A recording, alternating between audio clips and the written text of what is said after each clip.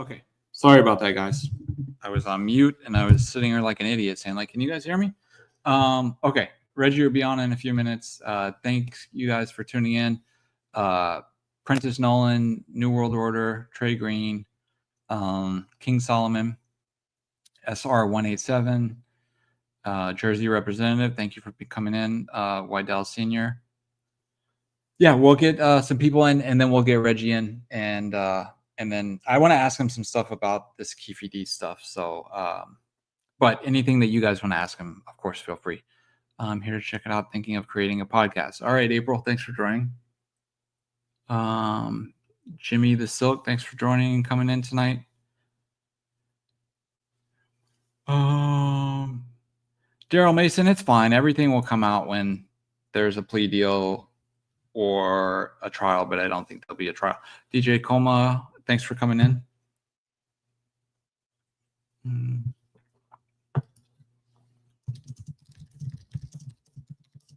Sorry. Okay, let's see, ready when you're okay. Yeah, so if you guys have stuff you want to ask, Reggie, just he'll be in a few minutes, but I do have some questions I want to ask him about, so hopefully we can do that and then get into some other stuff. Okay.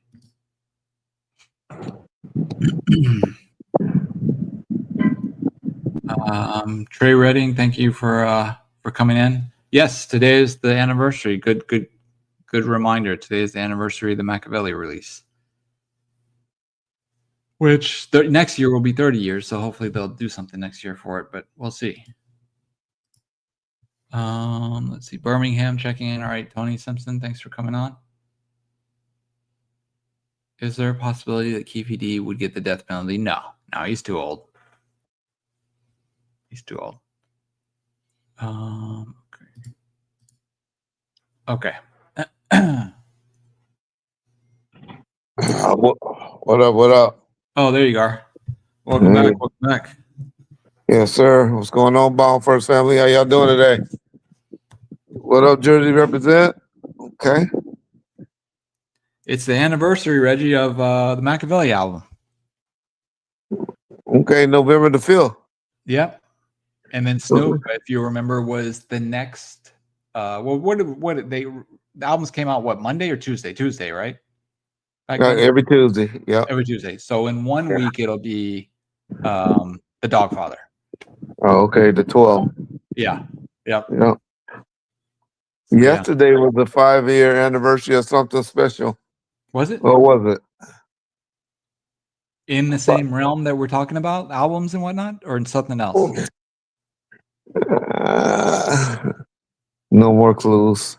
We'll see who I'll figure it out. Okay. Yep, so 5 years would have been 2020. Yep. So November 4th, 2020. Yes, sir. Okay. Well, you got me stumped, so we'll see if the chat knows. All right. What else going on, Bomb First? Okay, let me shout out some people. Let some people get on. We just decided to go on at the last minute. What up, Big Prentice? SR 187. Okay, New World Order. Trey Green. Mr. King Solomon. MD3. Herman Mendoza. Okay. My nigga, my nigga, huh? Big Jersey. Chris Penders. What up, Wydell? Long time no see. Mr. King. Aaron. Big Johnny Coop. You win any money this week, Johnny? Mr. Jimmy the Silk. April Ritchie. Daryl Mason. DJ Coma. What up, DJ? Darnell Mason. Okay, Trey. Tony Simpson. 45 recordings. Okay. Trey Reddings. Okay. I remember being scared listening to that album. Which one? Probably Machiavelli. Machiavelli? Yeah, they made it a little, they tried to make it a little ominous, a little spooky or whatever. With the okay. Shit. Yeah. What up, Aaron? Jimmy the Silk, okay. Johnny Is Jaha. Jersey Representative Wright, Reggie? Did you see his comment of what Who? he guessed? Jersey Representative, did you see what he guessed for the 5-year anniversary? Let's see. Where Jersey represented?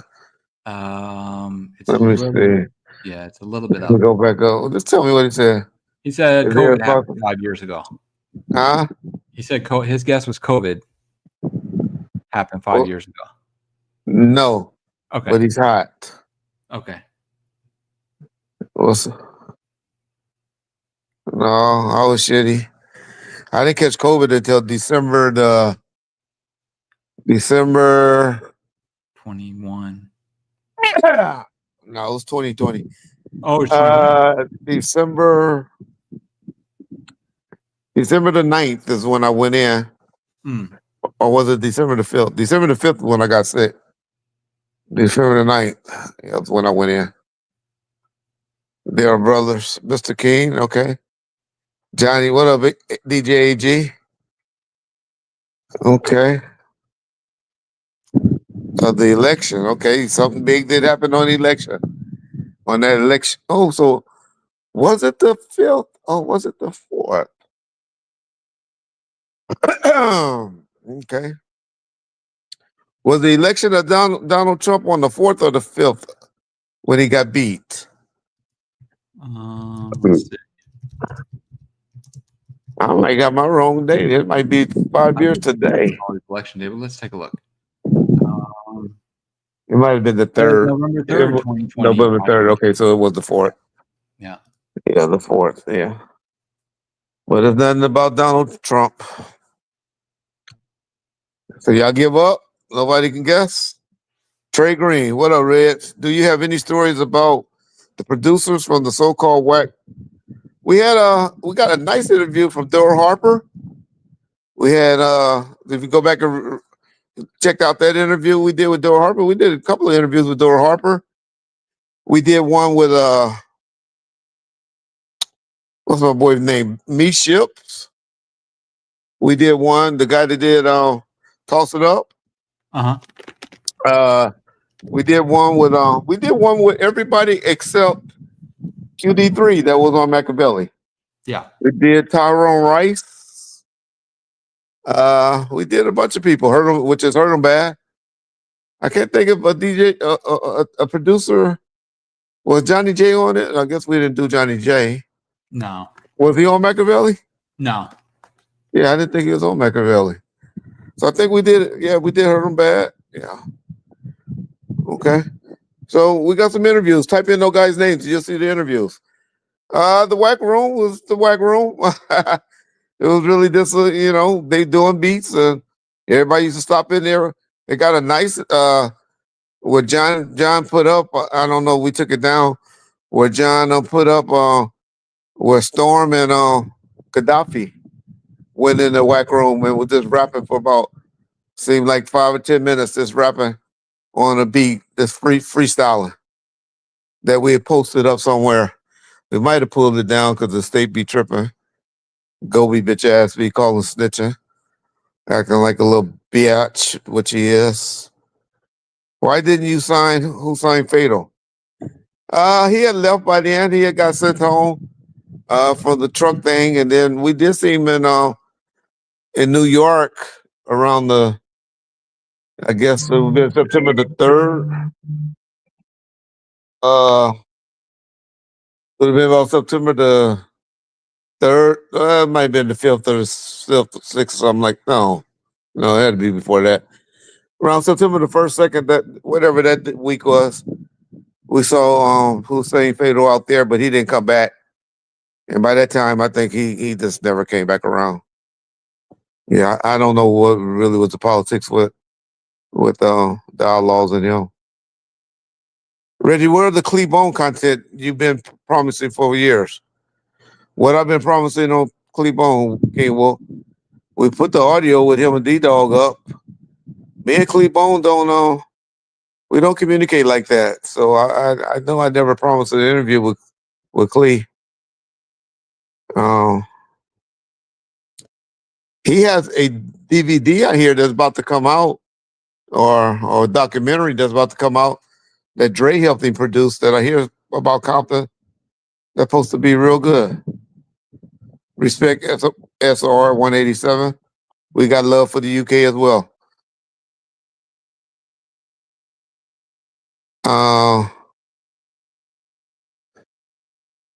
Okay. Was the big stretch hit coincidental? I don't believe in coincidentals, but people will argue me down about it. I said enough on that.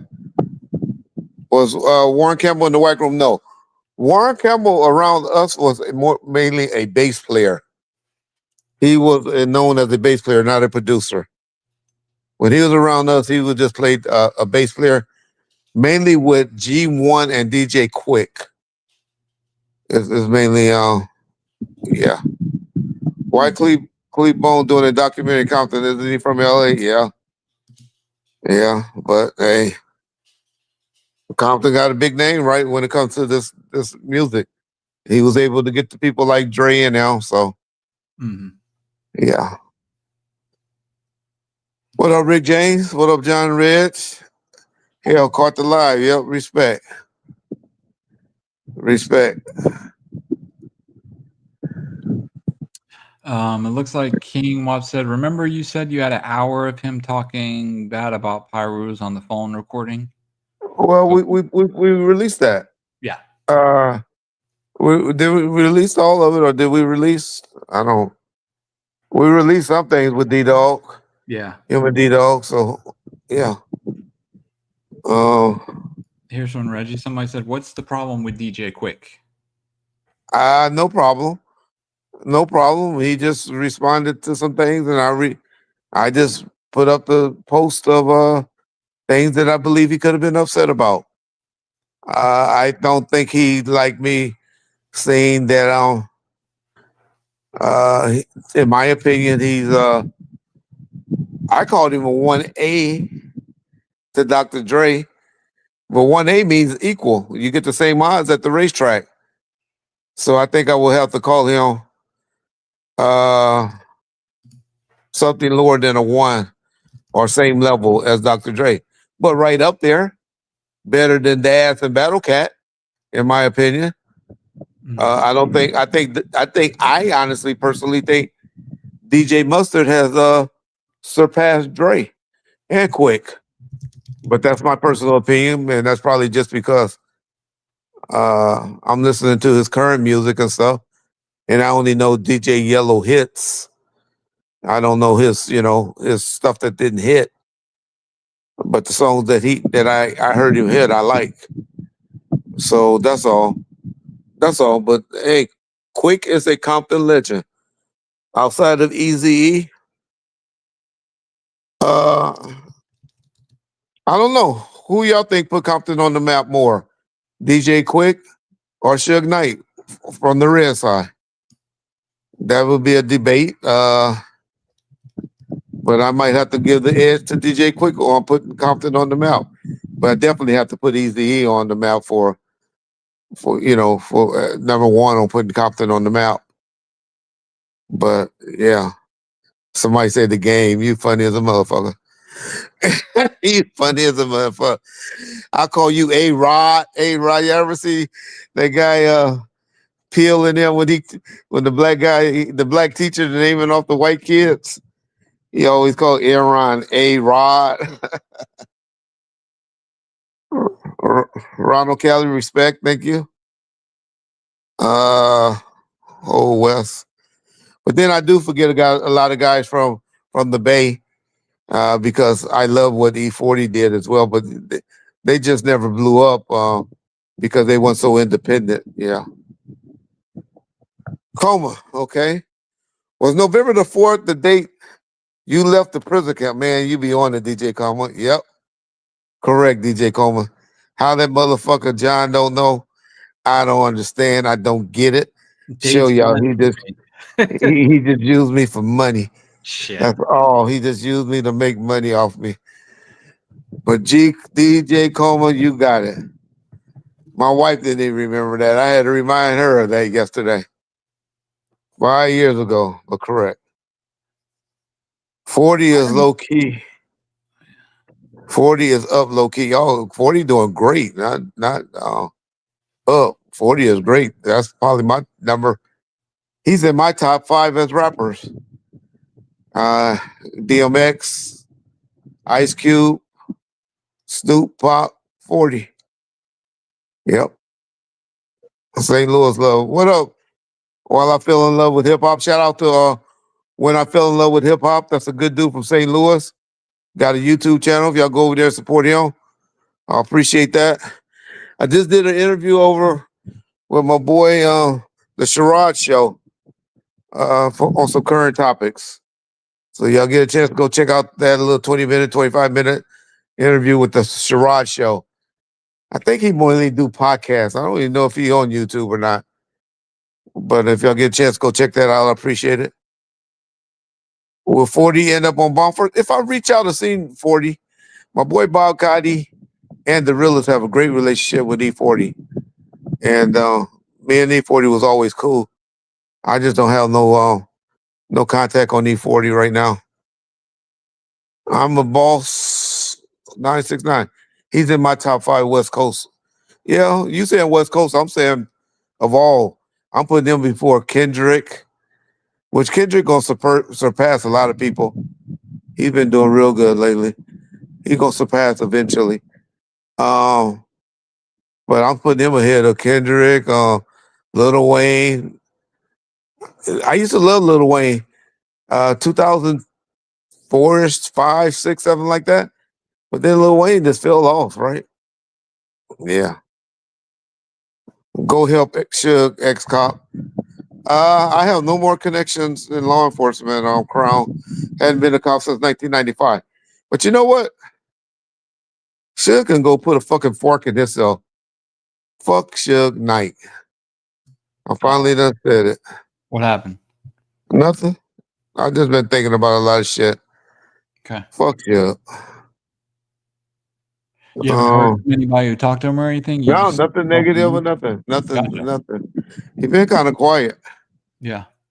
Hopefully, maybe he taking his HIV pills now or whatever.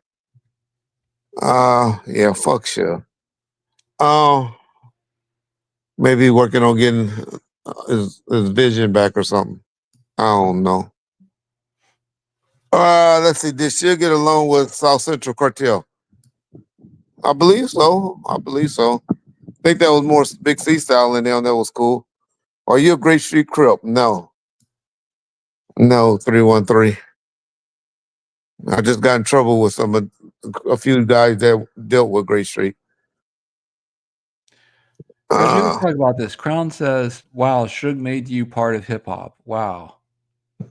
Yep. That don't mean you got to kiss the nigga ass. And I helped him more than he helped me, if I think about it.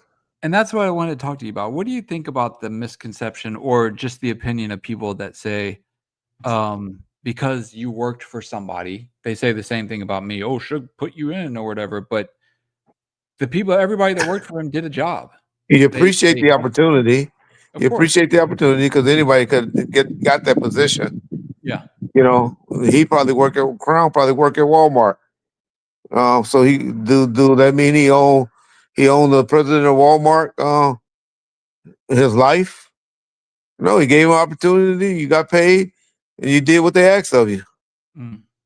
Yeah. My situation with Suge is a little different, but I was loyal to Suge. Anybody that say I wasn't loyal to Suge back in 2016, 17, 18, 19, 2021, and then he go let a crackhead, a snitch, turn them against me by giving them half truth.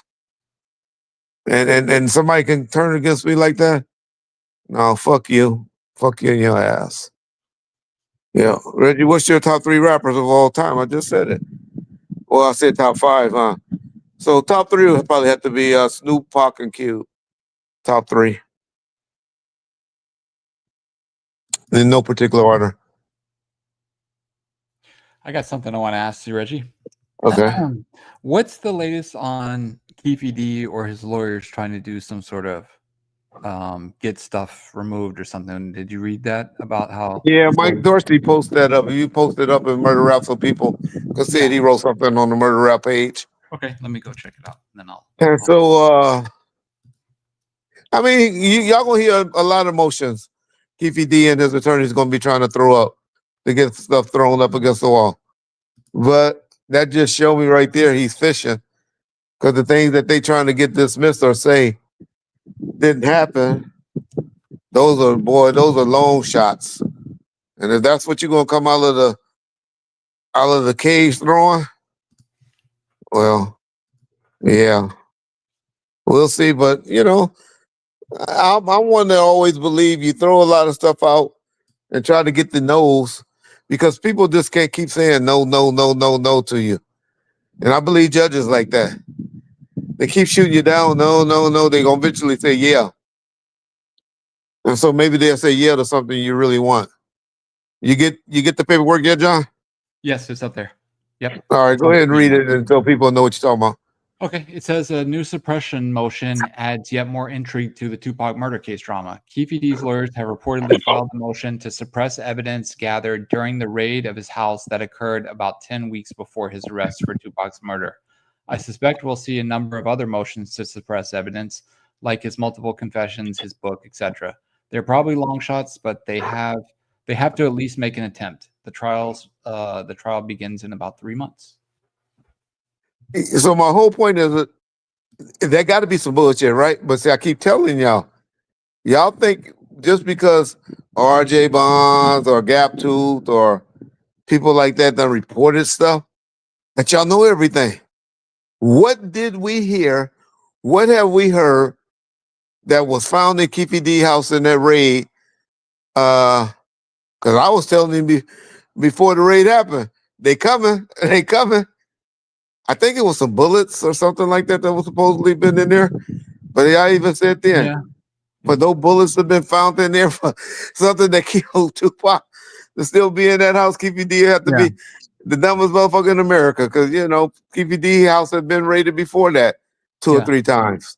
I know they said like some bullets were found, and then they took some electronic devices like computers and laptops and things, and I think it was reported, and I don't know how true this is, but that there were correspondence between him and the person he wrote the book with.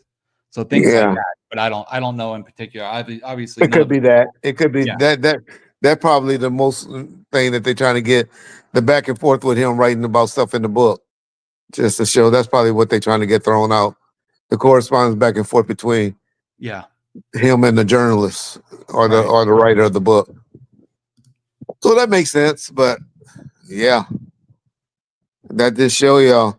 And then they say because their reasoning for, which is crazy, their reasoning for asking for it to be thrown out is because the police went there during the nighttime. Is that even a thing, though? Have you ever heard of somebody trying to? We used to raid narcotic dope houses at night, all during the night. Yeah. Now you have to get a special permission from the judge to go in after 10 p.m. Most people don't know you can't do search warrants between 10 p.m. and I think 5 a.m. or 6 a.m. without permission from the judge. At least when I was a cop, you used to have to get special conditions to go in between those hours. So that's why most people notice they used to get their doors kicked in after 6 a.m. or before 10 p.m. And when I'm speaking on stuff, I'll just be speaking on things that happen in California. Correct. Because that's the only state that I know about. But that's their reasoning for trying to get it kicked out, is because they said they shouldn't have been able to go in that late at night or some shit. I tell y'all, the one attorney that's on the case I hear is real reputable. Yeah. But the one that been over there with RJ and Snitch No Joke, the younger of the two? Yeah, the younger one. He just got out of rehab. He just got out of rehab, so it's gonna be interesting. But hey, he seemed to be a go-getter.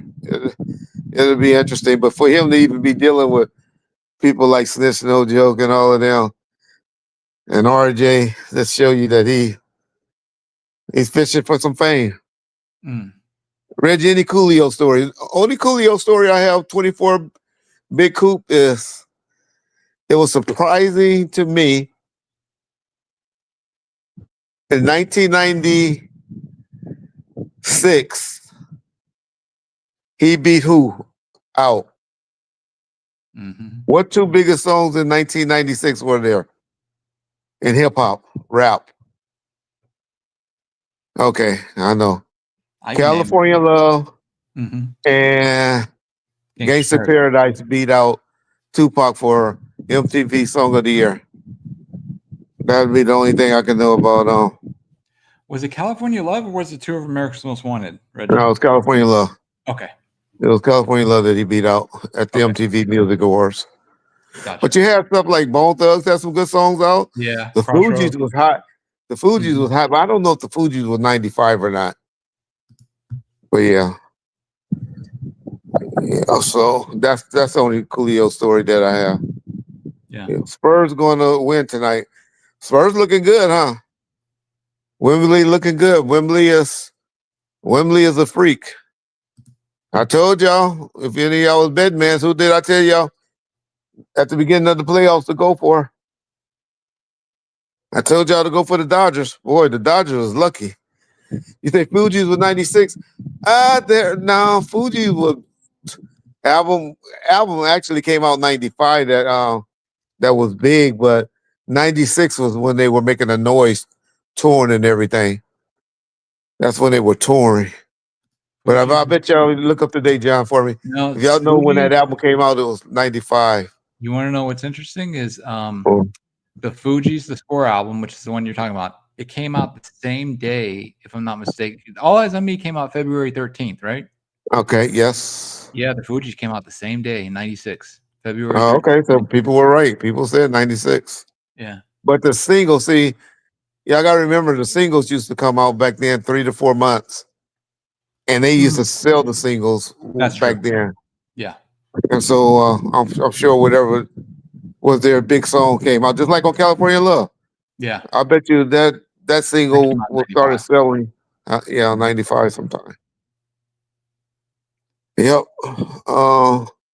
Keefy D should just plead out. That's what's going to eventually happen, Wendell. But you got to try to get all those emotions, out of the way. Yeah.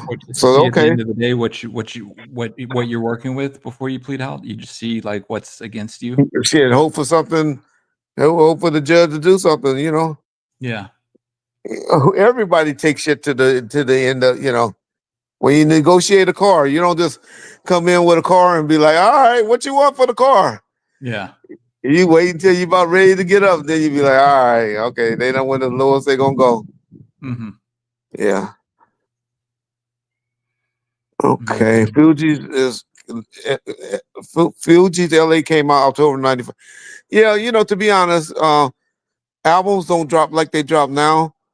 They would release a single, they would work a single on MTV. They would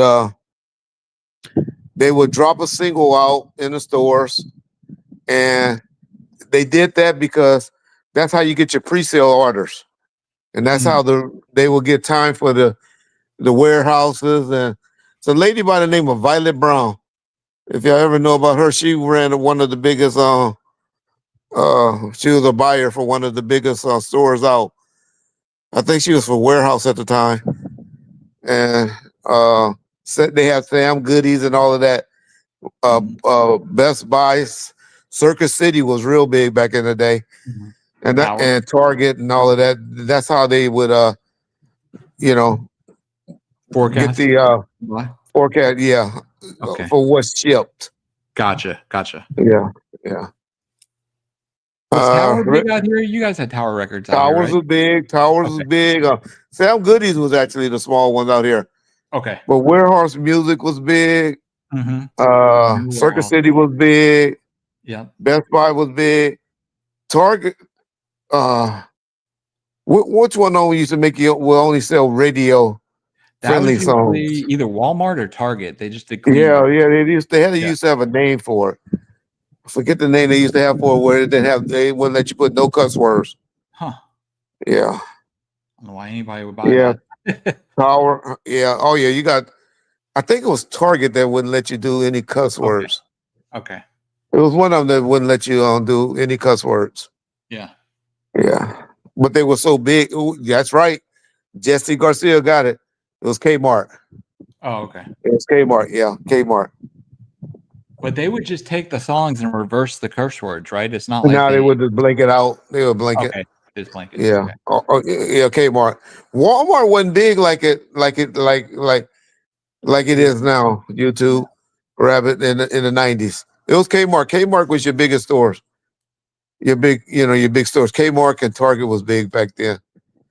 Blockbuster used to be good because they used to have that wall. You Yes. remember when you used to walk in Walmart? I mean, in Blockbuster, the CDs would be all on the wall. Mm-hmm. They were They real all big. headphones. Yeah, Yeah. yeah. Well, Pretty that's creepy. the big thing on Block. I'm saying Blockbuster, but I really mean Best Buy. Oh, okay. Okay. Yeah, Blockbuster was cool too, but Best Buy, Blockbuster did a little bit, but they were mainly doing VHS. But it was Best Buy, man.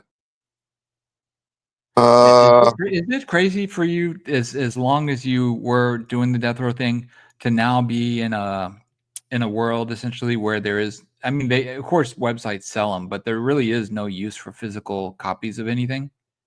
That it's all Correct. just streamed online. It's just Yeah. on the internet. And you Like don't even know. Yeah, I don't even know. I don't even listen to the radio anymore. Even though same. my wife got me hooked on this song, I don't even know the name of it. But it's talking about I'm a dog, I'm a mutt. Oh, I can't think of the song right now. But that's the first song on the radio that I done heard that it make me want to go on streaming. Is She's a it dog. It's an R&B song. is it Something Mutt about by Chris Brown and no, Leon it's not Brown? Chris Brown. Okay. It's not Chris Brown. It's a new artist. It's real catchy. Oh, I know what you're talking about. It's kind of slower. It's kind Yeah. of a slower song. Yeah, yeah, yeah. I think it might be this one. I think it features Chris Brown. I would play it, but we get struck. Yeah. I don't think Chris Brown on it because my wife loved Chris Brown and she would have known Chris Brown was on it. She pulled up the names, but I forget who it was. I think somebody is right. It's Leon Thomas. Yeah. Okay, yeah. So this song is apparently, for whatever reason, it says that this song is by Chris Brown and Leon Thomas. So maybe he wrote some of it or something. I don't know. If he's not on it, Oh, maybe he okay. wrote Or some. maybe we didn't catch it, but I don't think it must be a remix then. Chris Maybe. Brown on it. Maybe. It says release 2024. Yeah, I don't know. Everything I'm seeing says his name So it on it. must be the remix. I'm sure it's a Okay. remix. Okay. Because Chris Brown wasn't on it, but I told my wife when I heard that song, I said if I was that guy, I would have sold that song to Chris Brown. Because it's Chris Brown melody the whole way. Oh, okay. Yeah. So he's on the remix, they saying. Okay. Okay. People don't know, but yes, Chris Brown's on it. Gotta be the Oh, okay. remix, I think. Yeah. It's a mud. Okay. That's what it's called. It's a mud, yeah. Yeah. My point to that would be never heard of the artist, know nothing about the artist. Only reason I heard that's the first song in a while that I heard on the radio that made me say, oh yeah, I want to go download that or Mm. I want to go listen to that. Yeah. Toy K Daniels. But he's probably cool with all of them. That's just how he do it. Reggie, I'm tired of Del Rey claiming he knows Tupac. Man, we got to interview John. I told you every time we get a chance, key it up. Yeah. Yeah. Y'all listen to it. Y'all listen to what the man say. Yeah. Yep. John about to play what the man say. It's only about 2 or 3 minutes. I'll play it right now. Hold on. Yeah. So this is the groupie who, hey, this dude don't have no dog in the phone and no bone or no dog or no bone in the fight. This is what he said about this guy y'all keep running over. Listening to that claims he's a platinum artist. But hey, I will talk about Reggie too. If that's what gets you views, whatever. They can't do nothing else. And I'm not even saying I get you a whole lot of views. Because I don't. But that's all they got. He has nothing else to talk about. If he don't, just go ahead.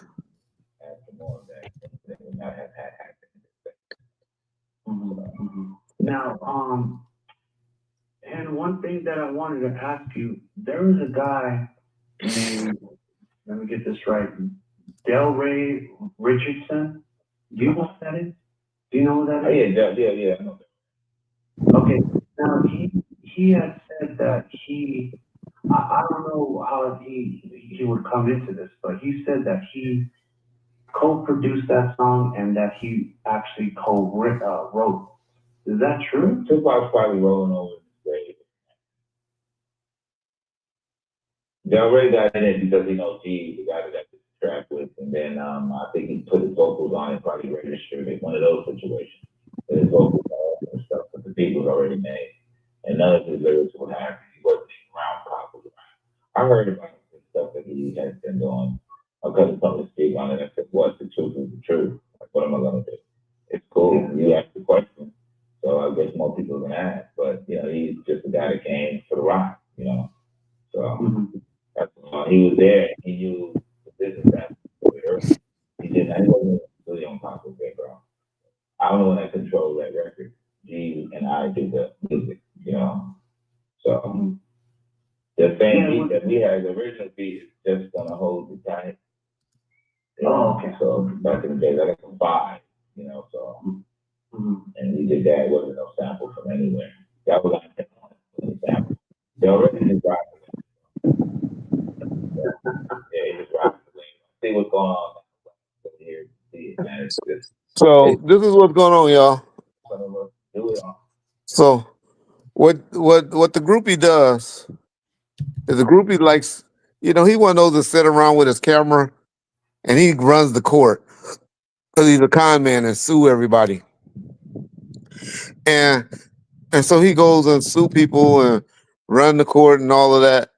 And he was in the studio and so he sung on the hook on the song. And he ran down there and copyrighted it. So what happened was they, all in the studio making hits and doing stuff. But then Tupac or Ice-T, one of them, played the song, and they took Del Rey or the groupies' vocals off of it since he ran down there and copyrighted it, when the song got used on, it's not even a Tupac song that he claims to be this platinum artist or whatever. I think it was The Game or Eminem or one of them that actually used the song. And they sold the vocals and they, and the song went platinum off of that. And so he claims that he's a platinum artist because he was originally on that song. And like the guy even said, that's Hingy, the producer. He said he was just there. We just let him sing on the song. And he got smart and went down there and copyrighted the song. He does that. That's what he does for a living. Y'all pull up his name. He's been involved in about 10 or 15 lawsuits. Always talking about suing motherfuckers and stuff. He's suing. Y'all remember that photo with Whack 100 and Michael Jordan kind of got into it, where Michael Jordan was and Whack supposedly got into it? Do you know he tried to file a copyright claim, trying to claim that he owns that he's the one that took that video and that was his video, and all the YouTube channels that ever played that or something like that, he tried to sue. That's just the type of dude this dude is. Let me ask you, Reggie. Go ahead. Let me ask you a question. So we know that we call this guy the groupie because he takes pictures with everybody. Even back in the day, he has pictures with people. You're going to tell me that he knew, that he hung out, that he talked. Tupac told me he slept with Faith, but the groupie just didn't take a picture that time? It doesn't make any sense. This guy never met Tupac. Even okay, let me just say this. Let me cut you off right there. Okay. The one time when he was being truthful about how he met Tupac, he told this story. It's on one of his channels. Yeah. Where he say some young ladies came in town from Baltimore and he took them around Hollywood sightseeing, looking for stars. Mm-hmm. They saw Tupac in his Hummer, riding by himself in Hollywood, riding by himself. Y'all know He might have been riding by himself. Security probably was behind him or something. So I can believe that part. The girls in the car spotted Tupac and they yelled at him, and Tupac looked at him and they took a picture. Mm-hmm. I really believe that happened. Yeah. But that's But the he story didn't he used know to him. tell. Go ahead, John. But he didn't know him. And then That's my point. yes. That's my point for telling the story. If he knew him and all of this, like he claimed, he would flag him down and say, "Hey, Pac," or Pac would say, "Hey, follow us to the studio," or whatever. But as he kept going, he kept adding shit to it, to the story. Yeah. And now he knows all of this. crazy- Even the situation that he's talking about at the when he said he saw Tretch and all of them. At the Century I Club. believe Yeah. he was there with his camera there and saw him and was grouping around and saw them talking and stuff. Because that's the type of nigga he is. There's some footage, John, I sent you the other day where they were at the All Eyes on Me video. I mean, movie premiere. The guy is interviewing a bunch of girls. He comes and steps in and be like, "Oh, I knew Tupac." This dude is just a groupie. Yeah. But anyway, that's enough. I done gave him content to talk shit for a week. Thank God he's on Jeff Perlman ass right now. He done forgot about me for right now. Let him deal with Jeff Perlman. He called Jeff Perlman. He said flop. Jeff Perlman done sold 20,000. And I'm not saying I'm here either way on the book. I mean, that's for y'all to decide. But he done sold 20,000 books and copies in 2 weeks. Damn. How can you call that a flop? But let him tell it. This is a guy who has 3 monthly listeners on Spotify. Yeah. And he's gonna talk about somebody flopping. Yeah. He took all his albums down and just left up a greatest hits. All right. I done spent enough time on the groupie. Let's go somewhere else. I said I'm not gonna be talking about these nothing ass niggas. So Big U situation. What y'all think on that? Kind of sad, huh? What are you hearing, Reggie? Did it have anything to do with his dad, or was it a random something with his son and somebody else? I don't know if people. I haven't been following it. I haven't, but y'all know I be knowing stuff, right? Yeah. So I don't know if YouTube people are reporting it or what, because I haven't really been listening. Well, I'm gonna go ahead and put it out there. Ain't that many of y'all gonna hear it, because nobody listen to Reggie Wright no more. So what I believe is what happened is he calls himself a lightweight, kind of like pimping a female. Okay. The area that he was in was like an area where game bangers / pimps be. So that's why when the guy from Hoover, shout out to him, can't think of his name right now, something scrunchy, chew, something. When he keeps saying, "Hey man, y'all stop blaming us for this stuff. The Hoovers had nothing to do with it." It's kind of telling the truth, because there's a couple of blocks from where their gang actually is. It's actually in an area on Figueroa where pimps and / gang members hang. Okay. For anybody to walk up to a car, because he ain't selling no ass, right? Unless he's selling ass or selling dope. But that wasn't the area for dope. That's the area for females. For you to walk up to the car, what that mean? I mean, you know the person. So he walked up to the car and got shot. So I believe that's somebody that he knew. He was over there in that area watching over the whatever girl he got. Y'all gonna see that come out. Then y'all gonna remember y'all heard that from Reggie first. It ain't nothing to do with no Hoovers or no Denver Lanes or nothing like that. I hear the guy that did it is a blood affiliated. Yeah, Gumby. Thank you, Wayne. I hear he's blood affiliated, but it wasn't on no gang banging stuff. I don't like really getting involved in 60 LA and all of that gang politics. So I'm gonna leave it there. That's gonna be the last I talk on it. That's gonna be the most I talk on it. But I'm just saying I agree with Gumby when they saying it wasn't no Hoover.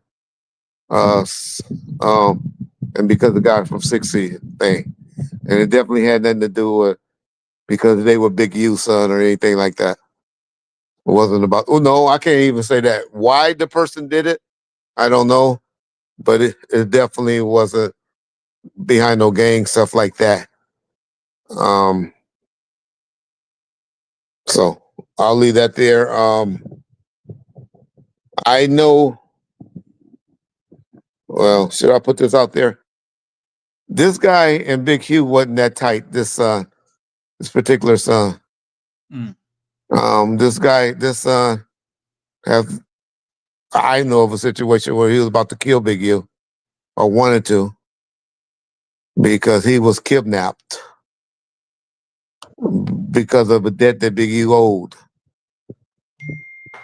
and something bad happened to him during that time, and he always wanted to retaliate, and they never did. And so there was a lot of bad blood behind that. But I be knowing too much. I talk too much, so I'm gonna leave it alone. But y'all just remember, y'all heard all these clues from Reggie Wright first when But just stuff real start quick, coming out. so the son that got unalived or whatever, he got kidnapped at one time, Yeah, by some dudes that Big U owes some money to. and he was always mad that it never got resolved or never got Correct. retaliated. Gotcha. So I'm just saying not to say him and Big U wasn't that tight, Gotcha. but it's still your son. Of course. Yeah. We see that with Suge and Suge J Knight, how he even says, I don't talk to my dad all the time, but He ain't talked to his dad in a while. His dad is mad at him behind some goddamn fan mail money. Mm. Crazy shit. some fan letting bitches get in his ear behind him thinking that he collects some money behind some fan mail or something. Oh man. Mm. The shit that I could say that anyway. Yeah. Yeah. All right, let's go to the chat. Somebody said, Reggie, yo, Reggie, how is it that Tupac supposedly got shot and lost a finger, yet there's no blood at the scene, and him and Suge were talking? That makes no sense. If I hit my pinky toe, I'm dying. Yeah. Who said that they were talking? Suge. He also said he put in a song called "You Never Have a Friend Like Me." Yeah. And if you look at the car, there's some photos from the car at the scene. There is a lot of blood all over the Blood, yeah. So stop listening to the conspiracy channels. Tupac is no longer with us. Wish he was, but he's not over there with his cousin Asada or his auntie Asada. Tupac, unfortunately, is no longer with us. I wish he could be this quiet and to be alive and he pull off the great escape. I really do. But that's just not what happened, y'all. Yeah. I know AG's in here. I would love to know what AG thinks about his boy Tekashi doing all these interviews with all these YouTube channels. Tekashi getting prepared to go to jail. You know what? I'll be honest. Huh. I've been listening to Tekashi interviews. Uh-huh. I like that little motherfucker. I knew it. I knew you'd like him. I like him. Because he talks shit. Oh, I like him. Yeah. I can fuck with Tekashi 6ix9ine. Yeah, I don't give a fuck about no snitches. Stop it. I can fuck with 6ix9ine. I like the way he talk. Fuck y'all. Whatever. Yeah. King Solomon said, Reggie, did you have anything to do with the Death Row Uncut tape? Oh yeah, I put that whole thing together. I should have actually been the producer and the director of that shit. As much as I did that. I'll tell y'all things that I messed up on, didn't do. There's actually a guy named Casey Amos, John Amos' son, that did some directing. He the one that directed the video Black Pussy for DJ Quick, which I got permission from Suge to go and do a video because we wanted to do something to Peanuts. And I wanted to do that. That's what we did, the thing with the girls talking in the tub and all of that stuff. What was the one thing that you didn't like? Y'all had Scruncho came on, well, maybe I had him on Clubhouse. When I told y'all why I only had 3 guys in the car for a minute. When Scrunch your ass jumped out of the car. Say, oh, Reggie, you got me dissing Dre and shit. I can't fucking diss Dre. And then that's why it was only 3 guys in the car. And then a 4th guy jumped in the car later. Suge Knight couldn't tell you about that. Show you he ain't know nothing about that. He couldn't tell you why the 4th guy. He wouldn't know how to answer that question. Came up with that idea of those guys reminiscing about the Death Row days. The one thing that I messed up on, I dropped the ball on, is I wish I would have got the dirty version of the videos. Y'all remember when the girl ran out on the video when the daddy shot in the air and the girl ran out with butt naked and all of that, and we blurred her out? Yep. Wish we had the version with her running out naked and stuff like that. It was stuff like that I wish I would have did on that particular video. There's a couple other things that I had that I wish that we would have done, but that was all my thinking. It was actually a guy named Reggie that was an ex-cop that really came up and put that in my head about have guys to go on reminiscing. And I took that and remembered that and I put that concept together. Suge didn't create that, but yes, I had a lot to do with that. Yeah. Okay, here's this super chat, Reggie. What's your thoughts on Snoop on the verses, or your thoughts in general, and Young Bleed dying? I didn't watch the after. I am not a South music head at all. I couldn't tell you one Master P song, but make them say I'm here, Master P, and I won. I would have never ever thought that they would have beat Cash Money. If you would have asked me, I would have told them that they needed to make Cash Money stop with their hits after 2002. I think the reason why if Cash Money, in your opinion, lost to No Limit, that was just because Lil Wayne wasn't there. I didn't like Birdman seemed to be doing the Suge Knight now, where he's trying to be the star of the label. And not sit back and let his stars be the stars. Y'all remember how Suge became in 2003, 2004? I think that's where Birdman going. And I think Birdman might be messing up. I think he need to try to get the boys back, get Lil Wayne them back, and let them be in charge. But yeah, that would be my. I don't know much about Young Bleed. Couldn't tell you who that was, if I'm keeping it real. What y'all think about Chris Rock and Blueface? Shout out to Blueface. Welcome home, Blueface. What y'all think about that whole situation? Man, Blueface is a pimp, ain't he? He coming back and they're saying, fuck whatever my woman did while I was in jail, I was in jail.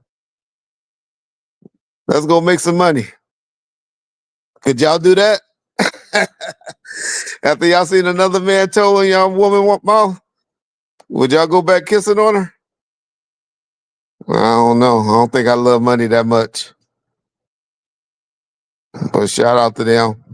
Wish them the best. Schoolyard cuz, yeah. I like Blueface. I like how he is with his son. He's trying to get his son back right.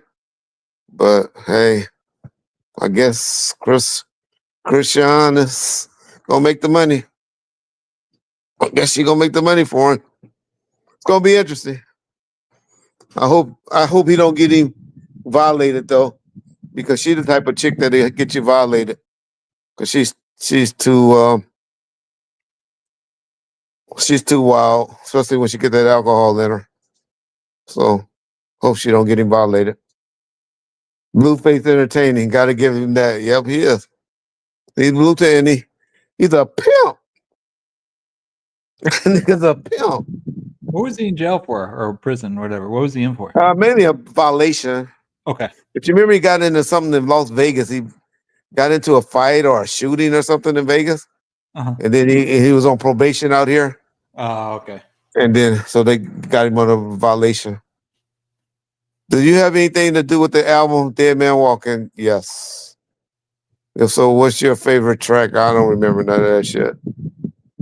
But yeah, that was the diss towards Snoop because he had an album coming out around that time, and then we were just throwing a jab at him, saying like he's a dead man walking. Remember we had that on the website? Well, John, I think that was one thing that we had you do. We had him like barking like a dog or something like that, like a dog that got hit by a car or something like that. Yeah, yeah, Yeah. And then we put the 2 albums up. We put up Dead Man Walking, where you could stream it, but then we put up Last Meal, but you could download the MP3. Yeah, download it for free. Yeah. Yeah. Surprised we didn't get sued for that. But downloading was big then. Yeah. Yeah. Yeah, y'all put Last Meal album up for free. Yeah. Yeah, I remember I had this guy from the Bay that was real cool with us. And he was going running back and forth telling me everything that was being done with Snoop and now. Mm-hmm. His name was Captain Saberho, Cal. That was my nigga, Cal from the Bay. And he was cool with Snoop and them because he was over there at Priority Records. And so I remember he came back and told me, "Oh, Snoop about to blow up." I was like, "What?" He was like, "Man, he got that song, that Cinderfella song that's hot." I was like, "What?" So I went up to the president. I was like, "Sure, yeah, Snoop about to run some song called Cinderfella." He's like, "By Dana Dane." I said, "I guess, because y'all know I didn't know shit about music. I'll tell you." He said, "Oh, that shit about to blow up." He said, "Get Jay Flex up here tomorrow. Bring Jay Flex up here tomorrow. I'll have him rewrite a version for that, for Top Dog." Man, we had that single done, a video done, and everything within 2 weeks. The Cinderfella Top Dog Dana Dane thing. Yeah. And so what happened is Snoop was going to radio with it. And we went to radio with it. And radios is like, fuck it, we ain't playing neither one of them. We ain't getting involved in this. And nobody ever heard them. We basically spent about $300,000 just to kill off that Cinderfella song. But Snoop came with something after that was hot for him. Probably that was on that album. Yeah. Was it Bitch Please? Probably, yeah. And that Bitch Please, I always love that Bitch Please with him. And that's still one of my favorite songs, to be honest. I always said Exhibit A Snoop career. Yeah. I don't know if he was on that one though, because it wasn't like he was. That was the Exhibit one, Bitch Please. Okay. Exhibit, yeah. Let me make sure that was the album though. Yeah, I always think for some reason I know he did good with Eastsiders because he started hitting after that. Yeah. Because they did the Bitch Please, the Eastsiders, and then he went to Pharrell and did Beautiful and Drop It Like It's Hot. Oh yeah, yeah. Yeah, so he was winning there.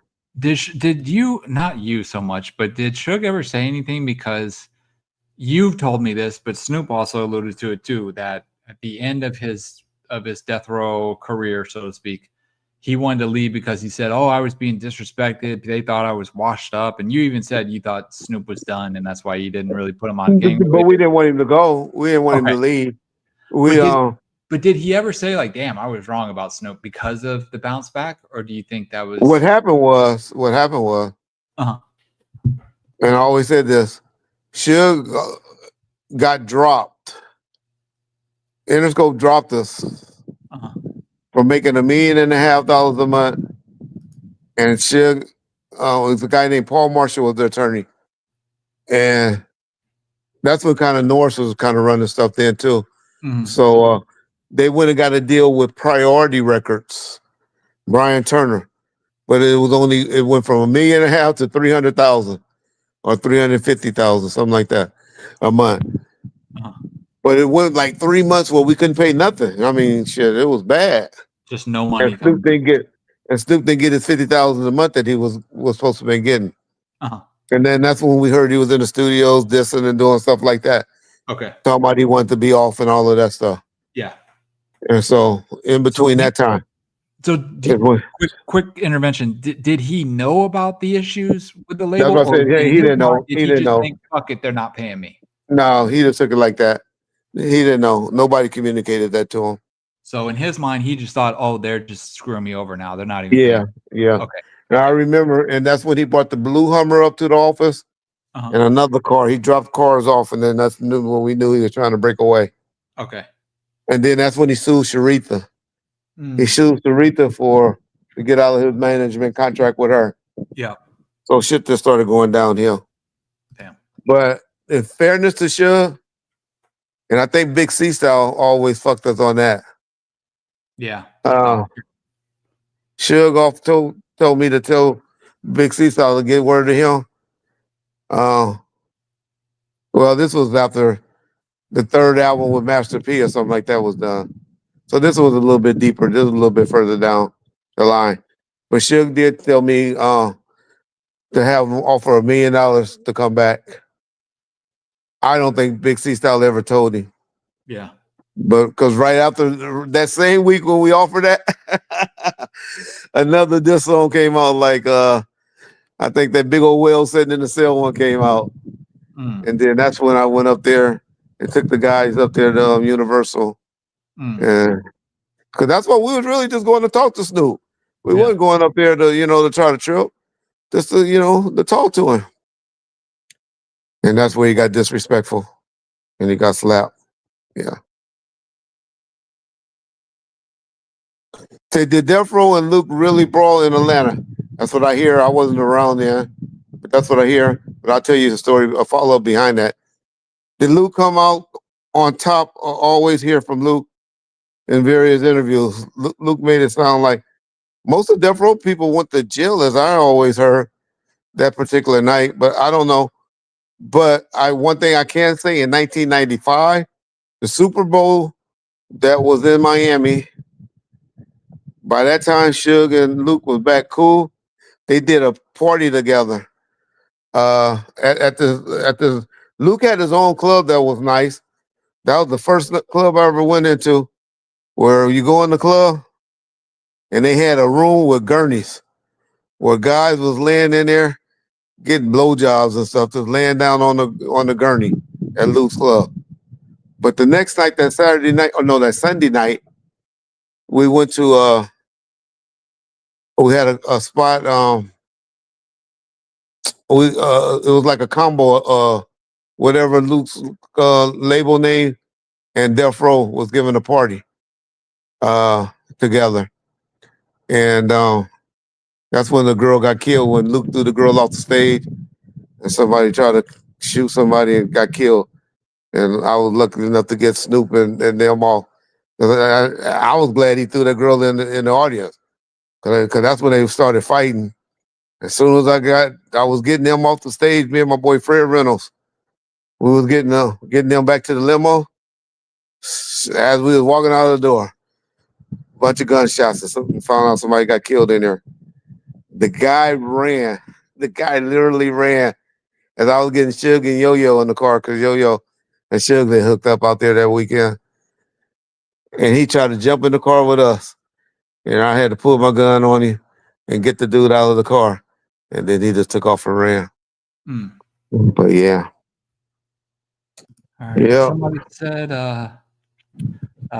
Reggie, can you tell the full story of Tupac breaking your Biggie CD?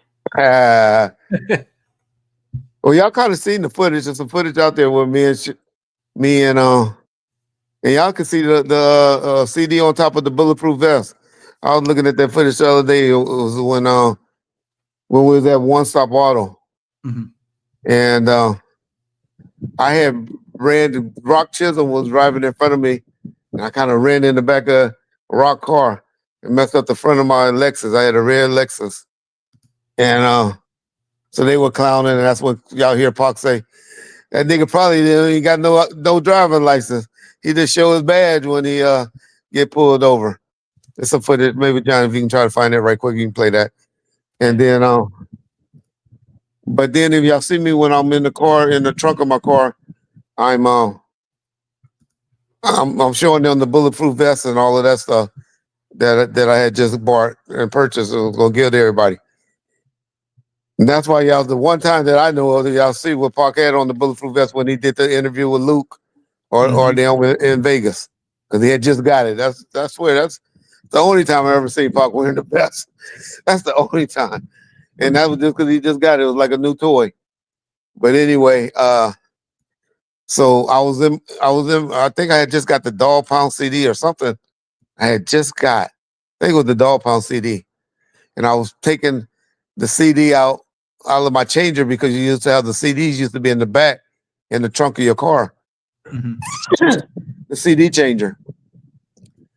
And as I was taking my CDs out of the CD changer, Pac saw me pull out Biggie CD. And he was like, "Oh, you riding around with us listening to that fat motherfucker CD music? You probably was listening to the Biggie when you ran into the homie car." And so that's what happened on that. Yeah. But Here's the footage. okay. Just trying to get that Mac.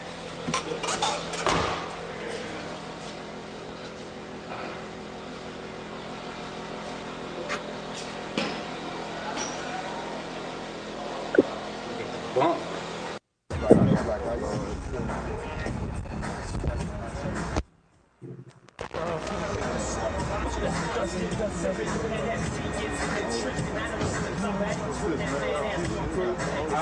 You can roll all R&B out there. Oh,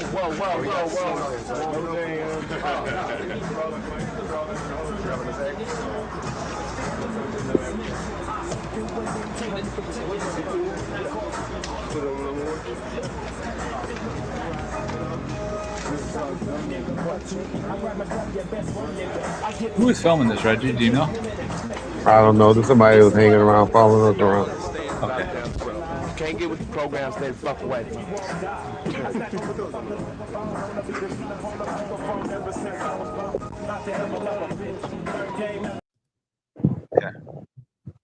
Yeah. So anyway, I don't know what part y'all saw because I couldn't see, but yeah. Yeah. It definitely yeah. zoomed in on the CD, and it was the dog food CD. Dog Pound. Yeah. Then there's some footage out there where Pac was talking shit about me running in the Pac car. Yeah. But y'all know Tupac didn't fuck with me. See how he's standing right next to me and shit. You know, y'all let the groupies and all them. Tupac didn't fuck with you. He didn't like you. Yeah, whatever. Okay. But anyway. All right. Yeah, that was a 1995 red Lexus SC 400. Yeah. Yeah. All right. Reggie, is it true? Suge learned the music business from Dick Griffey? Yes. Yes, sir. You know, he learned a lot of what's the word? You know, dealing with people, dealing with stuff. You know, like asking for. Suge used to always say Dick Griffey used to make him. He used to say things that he couldn't get from Sony Records because that's who his distributor was. And he used to tell Suge that go ask for this chick that he couldn't get that he always wanted. Uh-huh. And then Suge would get it, and then Dick Griffey would be like, "Oh damn, they gave you that." So that's how Suge always did it. But yeah. Okay, somebody said his name is Grumpy. Correct. Okay. Reggie and John Bond first. What's good? What up, DJ Gary? How your boy DJ Quick doing? He all right? DJ Gary love DJ Quick. Yeah. Why is it the group be talking about Das AI video of Pac getting shot? Oh, Das put that up? I don't know. Yeah. I put it up on Instagram and they tore me up. They said, "Why would you repost this?" Blah, blah, blah. And I just took it down. So, all right, I'm taking it down. But Daz just reposted it from somebody else. Some Oh, okay. So he just reposted it. Okay. But Daz so he didn't create it. He didn't create it, no. Yeah. But yeah. So Reggie, who picked the Chronic 2000 track list? You know, I had the realist doing a lot of stuff then. Michelet had a lot of say so, you know, I'll go and play stuff to her, and she was a good ear to take stuff back to Suge. Just a combination thing. I don't know who was the main producer at that time. I don't know if I was fucking with Hutch like that then. Around 2000, I think it was Kurt Cobain, Reggie. Yeah, Daz. but he wouldn't have had no say so on track list or nothing like that. Nah. Daz was still around at that point. Daz wouldn't have cared. Daz was just trying to sell whatever beats he had. Okay. Yeah, he wouldn't have cared. Yeah. Probably more likely just me and the realist. Okay. Yeah.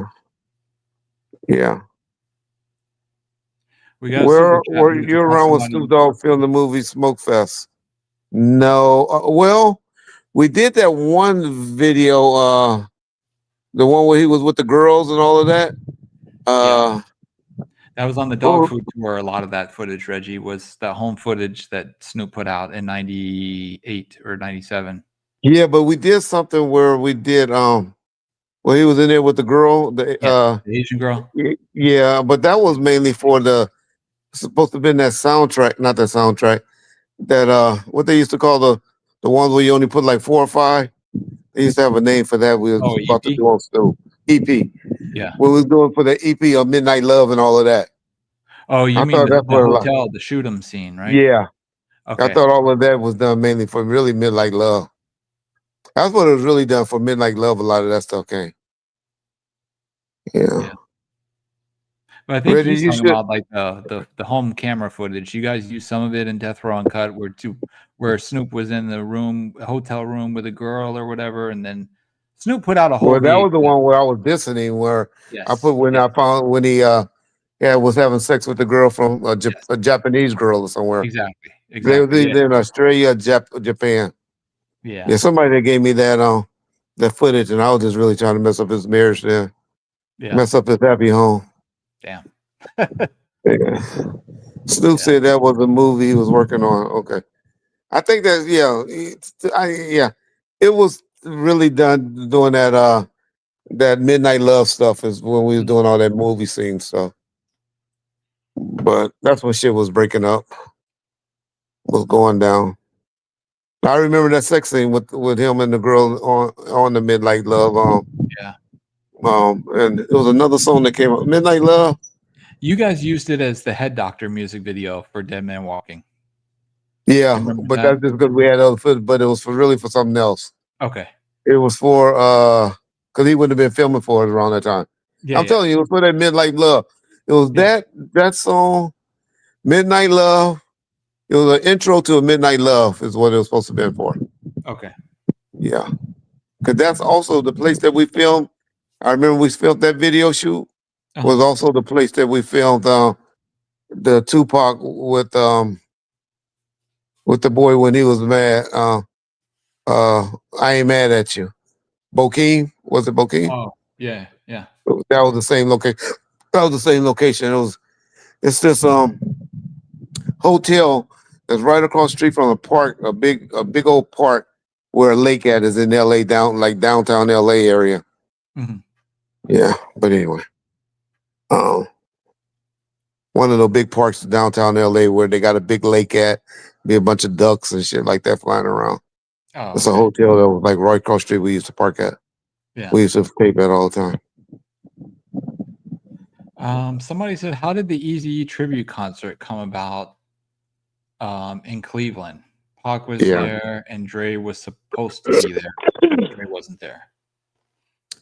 So how that started off, that was supposed to have been a big tour. That was supposed to have been a big Death Row tour. And that's why I always tell you how the arenas was hard to get. We had it was scheduled to be like 10 or 12 locations.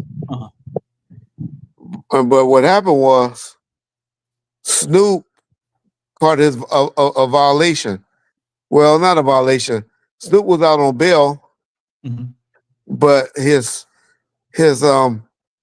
release got stricter because him and Big C-Style was in a car, and his off-duty female cop said that they pulled a gun on him, and so they were trying to violate Snoop his bail release. But what happened is they eventually just gave him house arrest, where he couldn't go and do anything.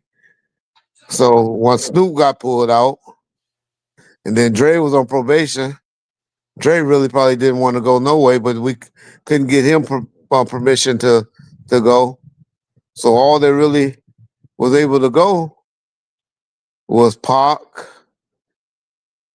I think the Dog Pound went. Yep. Quick and Caution. quick and caution, and so all of those arenas or whatever, and it wasn't like we were selling crazy numbers then because I'm telling arenas didn't sell out back then. If you got 3,000 people, you were lucky. If it was 3,000 people at that spot in Cleveland, I'll be surprised. And plus, the weather was bad, as I remember. I think it was kind of snowing. You know, it was January the 5th, January the 6th, something like that. Yeah. When it happened. But anyway, make a long story short, we lost. We only went to New Orleans and Cleveland. Only went to 2 spots, and that was it. Pac, I don't know if y'all would have really liked that concert from Pac. I was one of those because y'all would have wanted to hear shit like I Get Around and all of that stuff. As I remember, Pac only did his All Eyes on Me, which nobody had heard yet. And you know how hard it is. You know, music, you get brainwashed. You had to get used to it. Mm-hmm. And I don't think people was used to that music yet. So, but they just love Pac, you know, I guess. But who stole the show, in my opinion? And believe it or not, y'all never believe it. Was DJ Quick. He was jumping. I remember that motherfucker used to climb. You ever been to a Quick concert? He was climbing high on speakers and jumping down and all type of shit. But DJ Quick, in my opinion, rocked that show. Yeah. I read some sort of article, Reggie. I can't remember. I remember sending it to you or something, either in a newspaper or in the source, where it was saying that it was either Quick or it was the Dog Pound that like walked off stage because the crowd was not into them at all. I think it was Dog Pound, but I'm not sure. Yeah. It wasn't Quick, because Quicker did okay. But to be honest, back then I used to see my job was really with Sharita at that time because we'd go back there and collect the money. That's when I remember Don King's daughter she was one of because they have promoters, then they have local promoters to come. And I remember that's the first time I was back there seeing how those local promoters and all of them was fighting. You had this many tickets, and they all trying to collect the money and all of that. And we were just like, we don't want to hear all of this. We just want because the show was not starting until we get our money. And that's what Sharita was. She used to be on the ball about that. I think it was like 75,000 or something more that they owed, 100,000. And they didn't, and we had a signal where I had to call Suge or call one of my security once we got that money in hand. And because we would not start that show until we got the money.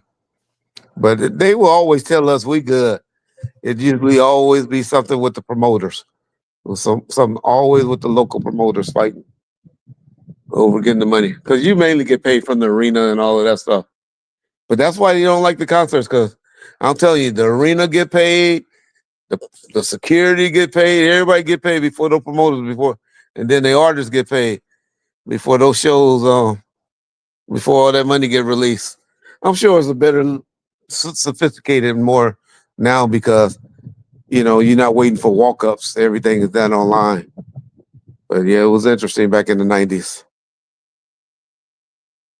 Yeah. Reggie, do you believe Dr. Dre is gay?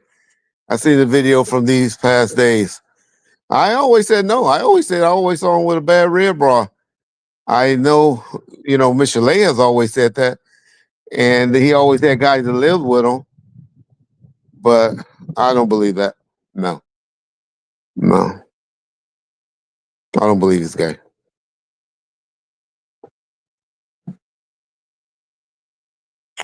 John, any idea where would the song Mob or MOB been placed on All Eyes on Me track?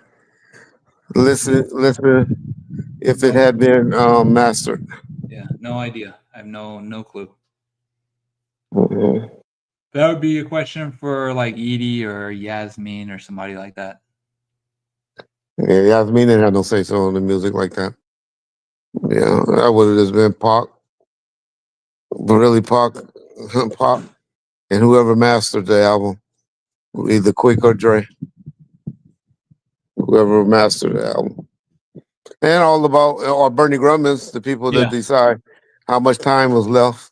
Because Yeah, if y'all notice, had some papers or something where Tupac wrote out a track list or something with it. That was all I meant by that.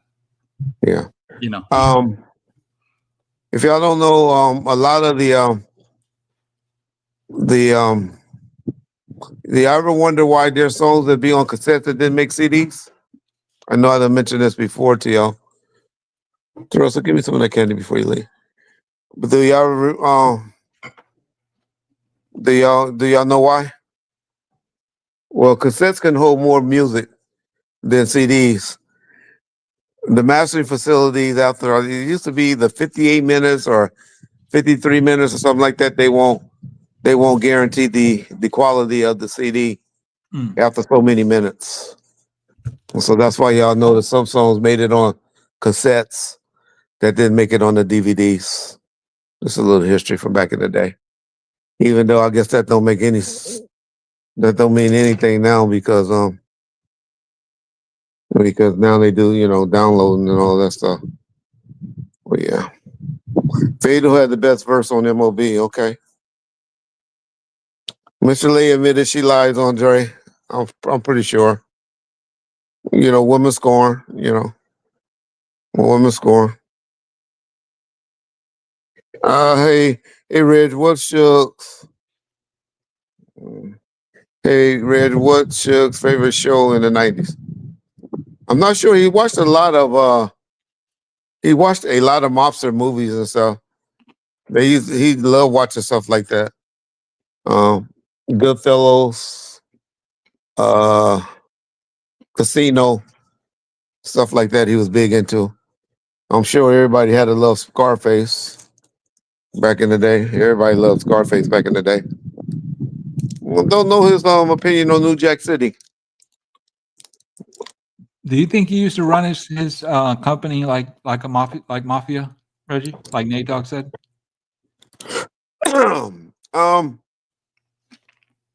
I don't know. Gangsters is gangsters. He tried to be a gangster with it. I'm not gonna ever take away and make Suge like as mad as I get or whatever. Suge was not a punk to me.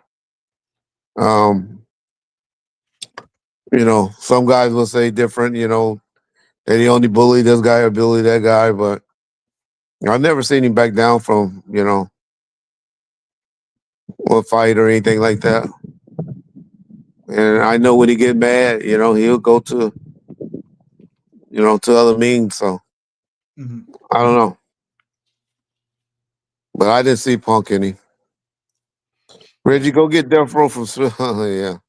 I wish. Yeah, that's gonna run out. But what is left? What is Death Row, y'all?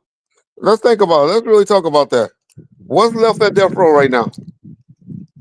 Snoop, a clothing company, right? Yeah, that's all.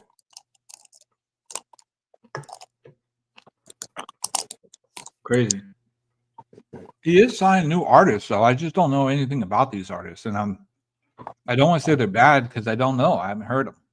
Well, the guy, the R&B singer, he got nominated for a Grammy. Yeah.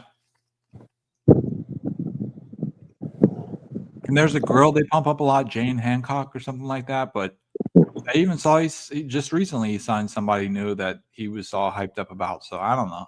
Who knows? One thing's for sure, though, they haven't done one thing with the catalog. I mean, with the with anything in the archive. So I guess they just don't care about that stuff. Yeah, October London's his name. Thank you. Yeah. So he did okay. There was a Mexican rapper, older Mexican guy that he tried to sign. I don't know how good he is. Yeah. DJ Gary said he signed some gay guy. Well, he's on a big campaign though right now, isn't he, Reggie? That is crazy to me. That is crazy to me how they made him back down so quick. That just show you that gay community is big though. But y'all think it was the gay community? Tell me, y'all think it's the gay community that made him do that? We'll do what first? Let people know what he's doing. Huh? Okay. For people that don't know, let people know what Snoop's doing that you're referring to. Well, first I want to ask my question. Oh, my bad. Okay. Exactly, DJ Gary. You hit it on the nose. That's NBC that made him do that shit. That ain't no. He could care less. He really care less about doing the cartoons, the gay pride stuff. But when they start talking about taking that Olympic money and then all that stuff with Universal and NBC, that's who got him the switch real on that shit real quick. When NBC made him do that bullshit. So you want to be the face of the World Cup and the Olympics and then be on The Voice and all of this? Nigga, that's what we don't do. We don't say the R word and the gay word. What's the R word? Retarded. Oh, gotcha. Yeah. Those are two words you don't say. He trying to get it by off, yeah. Now Universal will do it. They gonna do it. They do it. I heard he made $8 million just for being the mascot over at the Olympic in Paris. Could you imagine what he gonna make in LA? Yeah. And he got to go to all the different events. And he got to get a nice room and all of that. I heard he did some big Super Bowl over in Australia recently. Whatever that big Super Bowl is over there for soccer or something like that. Mm. And then they said he flew into this nice little private area. He had posted online at this nice little beach house he was at. But they said, they said he did a good job on some program and some big like Super Bowl of soccer or something like that in Australia recently. Snoop biop will flop. Depends on if you want to tell the truth or not. That's a problem with a lot of people. They don't want to tell the truth. They want to make themselves, because we start worrying about what our kids think and stuff. And we don't, and and so we tell the story in a different light because we in love with our wives, and we don't want to disrespect them. We're tired of disrespecting them, and then, but he forgets we got him sniffing cocaine off of a chick. You gotta talk about stuff like that. Why were you in a room with that white chick snorting cocaine off of her chest? But he not gonna want to talk about that in a biop. Personal protection. What up? Do you feel like Jeff Berman book was very accurate? I haven't read it. However, I believe he fact checked everything that he found, and I just believe sometimes you can say things and that don't need to be said. But if you really want to know the truth, we got to stop putting halos over people's head and just say, "Oh yeah, well, Tupac was 25, he was young. That motherfucker was a crazy motherfucker." We just got to say that. We just got to say that. What I'm mad about, John, I sent you a bunch of gray sites one day. Okay. Do you got the text? Let me look. Right quick, pull up Easy E, Nate Dogg. I want to show y'all something. Easy E, Nate Dogg, and DMX. Just Pull them up. Yep. Okay. All right. You saying that's just as bad as saying he got in jail? What part is that? By saying that what? That we don't want to hear? I mean, by saying it's the truth, or by saying that I don't know. I don't know. All right. So there's Easy. Okay. You want to see Nate Dogg? Nate Dogs. Okay. Yeah. And now put up DMX. I know where you're going with this.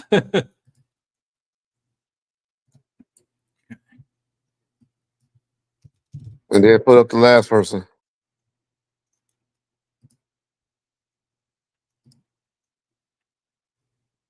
Okay.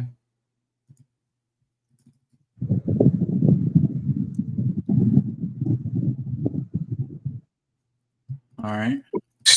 Shit like that is what pisses me off. To be fair, Reggie. To be fair.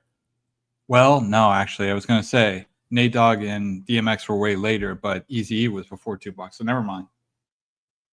Never mind. Go ahead. That's all I'm gonna say. That shouldn't be like that. Now, in fairness, maybe some will say they put more money and more time into the show the statue that the tall man standing. Okay. Maybe that's where the money was spent to honor him. I'm not gonna say nothing. I didn't put no commentary on this show. I'm just letting y'all think. Oh, 1 second. I'm just letting y'all think. What y'all think? Who, you know.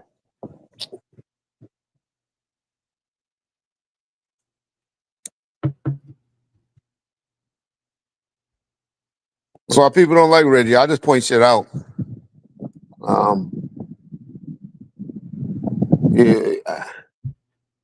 Yeah, that's all. That's all I'm gonna say.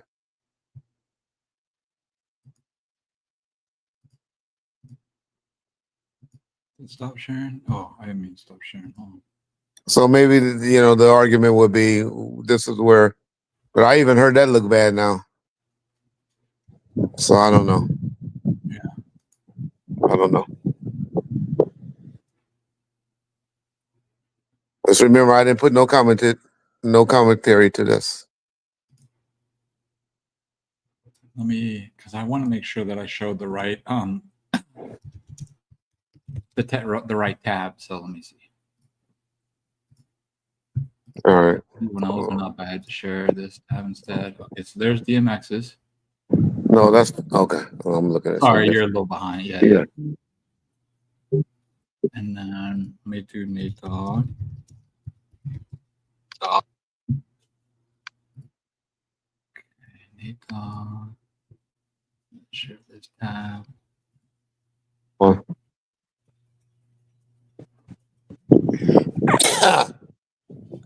right. What else? So was Daz correct on Snoop and his time with drugs? Oh yeah. His time? Who said it's over?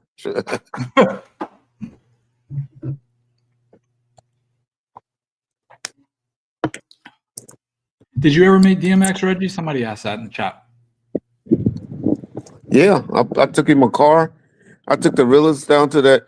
I took the Realist. Me and the Realist went down to meet with him about something. I was trying to get him to do something. Remember when they did that video shoot? I mean that photo shoot when he was all in blood and stuff. I tried to get that crazy with the blood video shoot. I tried to get that crazy motherfucker to get in a limo one time. His limo was late. We was leaving to go from LAX and we saw that nigga walking down the middle of the street in LAX. We didn't realize how much of a druggie he was until later. He was probably high then, but he was mad because his limo wasn't there. I had that 63. No, that was for Ja Rule. I had a one of the lowriders restored, and Def Jam gave it to him. I think for getting one of his platinum albums or something, Leor Cohen bought it for him and gave him a gift. And I had that delivered to him. Yeah, met DMX a few times. Did Suge ever did Suge ever talk about trying to get him or no? No, not to my knowledge. Okay. He was with DNY then. Shiv did a segment recently talking about that though, about meeting them. I think when he talked about Eve one. Oh, okay. So whatever he said on that, I have to stand. But no, he was with DNY. Me and D, the one that didn't lose his legs, we were real tight at one time. I used to communicate with him a lot. I think it was Y, the taller one, the one that was tall. Yeah. Here's a good one, Reggie, that I'm curious about, if you know about. Reggie, how prevalent was it for labels to purchase their newly released CDs to inflate first week sales numbers? People used to be accused of that, but how can you do that? You have to go in the store and send a bunch of street team guys there to buy them, I guess. Yeah. I guess if you had somebody at a moms and pop store that can do all of that for you. But it was hard to manipulate SoundScan. But somebody was doing it. Somebody had got caught back in the day. I think Def Jam got caught. Somebody did get caught doing that, manipulating sound scans. Yeah. Or accused of it. But yeah. It was easy to determine because they knew how much was shipped. Uh-huh. The only ones that was playing games like that would be the moms and pop stores, though. They used to have a big coalition back in the day, and you used to give the coalition a bunch of money, and they'll make sure it was like the guy that owned the one in Long Beach. He was over the coalition, the VIP stores. Okay. And all the VIP stores, they used to have a big coalition, and they used to have some programs that you can do to make the big boys like Violet Brown and them think you were selling more than what you were. Yeah, I remember the moms and pop stores used to jump the street dates. Oh yeah, they were on every Friday before the Tuesday. Yeah. Yeah. Because that's when they they used to always jump the street days. Yeah. Reggie, who was the rudest rapper, celebrity, singer you ever came across? Like the biggest asshole. But you can't say anybody in Death Row. It has to be somebody else. I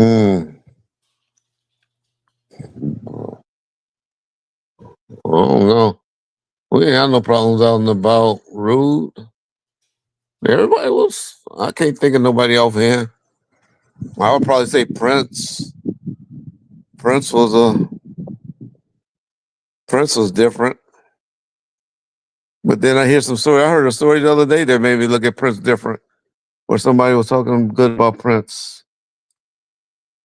Oh, Neil Long. Neil Long. But yeah. That's a 7-Eleven now. Don't know why they never bought that VIP sign, but I heard that VIP sign is still up there. Somebody need to get that and make that a landmark or something. You ever meet Bone Thugs? I dealt with Lazy Bone when I was running American Music. Busy Bone or Lazy Bone? Busy Bone. Okay. You know, we get the bones mixed up. Yeah. Somebody asked him. I'm trying to find where it was. He just asked something simple. He just said, "Do you still talk to Ma Bob?" Every day down there. He done called twice since we've been on the phone. Oh. Yeah. This guy said that he met him back in the 90s and that he had a green Mustang 5.0. Do you remember that? That was that was early on. Yeah, that was 93, 92.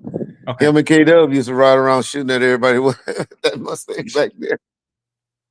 Him and Kevin Woods, they were tight. Yeah, you talking 93, 92 when he had that. Reg, be honest, did you like DMX personality? He was cool. He was different. He was different. I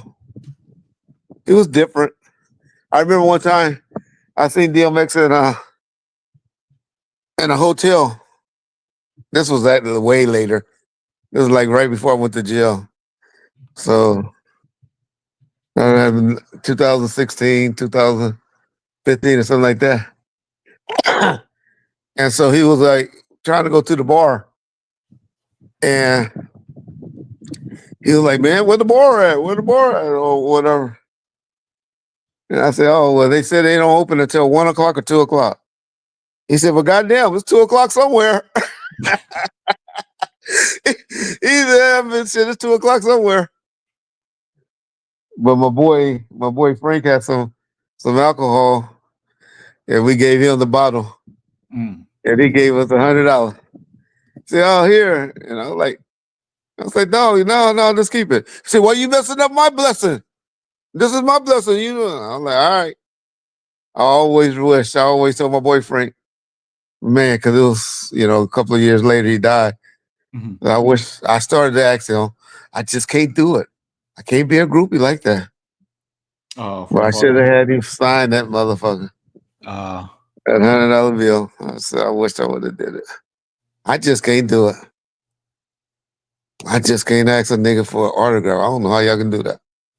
What about a photo? Can you ask another man? I can't do that, John. I know. I just wanted to hear it. I've found about 4 photos of me lately with people. I took one with Mob James. With Vlad and Ice-T. Those are the Ice-T. I took one with Ice-T. And I only did that. I don't know why I was in a good mood that day for some reason. Because he took one with my wife and my family, my son. Okay. And so, that was when Facebook was getting in. I did one with Ice-T, with Vlad. And that was just recently with Vlad. Mm-hmm. And James and Alex Alonso. Oh, okay. Now, I have taken pictures lately with a bunch of, people I see on the streets. Yeah. Now people recognize me a little bit. And so I'll take pictures with. I just can't ask. I didn't say there's anything wrong with it. I just said I can't ask. Mm. Yeah. Reggie, is it true Suge slapped Jermaine Dupri? I don't believe that. I tried to get him to answer that. I think Art tried to get him to answer that, and he didn't. I just don't believe he would have did that in Atlanta. But he talked around it. Y'all got to know when Suge don't say something directly, it didn't happen. But that's those guys' stories. I wasn't there. But Art tried to get it out of him. But I forget how he answered, but he didn't say yes. Oh, he told another story. Yeah, about the coffee. He told a totally different story. And I believe that story might have happened. But not like he did, like he told it. Because you remember he said he poured hot coffee on Jermaine Dupri in LA or somewhere? Mm-hmm. But I'm sure he probably was, talk shit to him. I don't believe he poured no hot coffee on Jermaine Dupri. But he took it to that story. So no, I don't believe he did it because he would have sure talked about it if he did.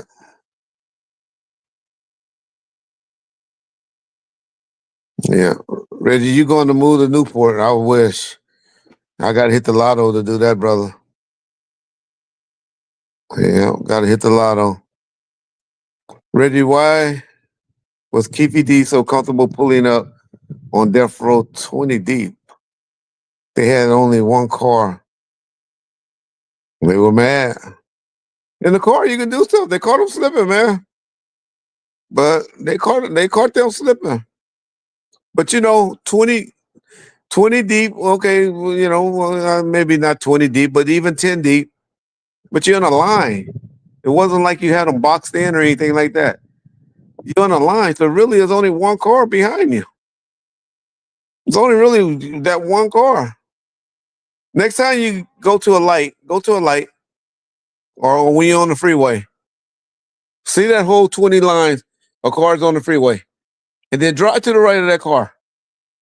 Drive on the right side, the left side of the car, and see what you can do to that person sitting there and keep straight and go. Just think about being on the freeway. Where you about to get off. You know how you're on the freeway and you're about to get off? Just drive along that side and just go pow, pow, pow, and drive off. It's really kind of easy.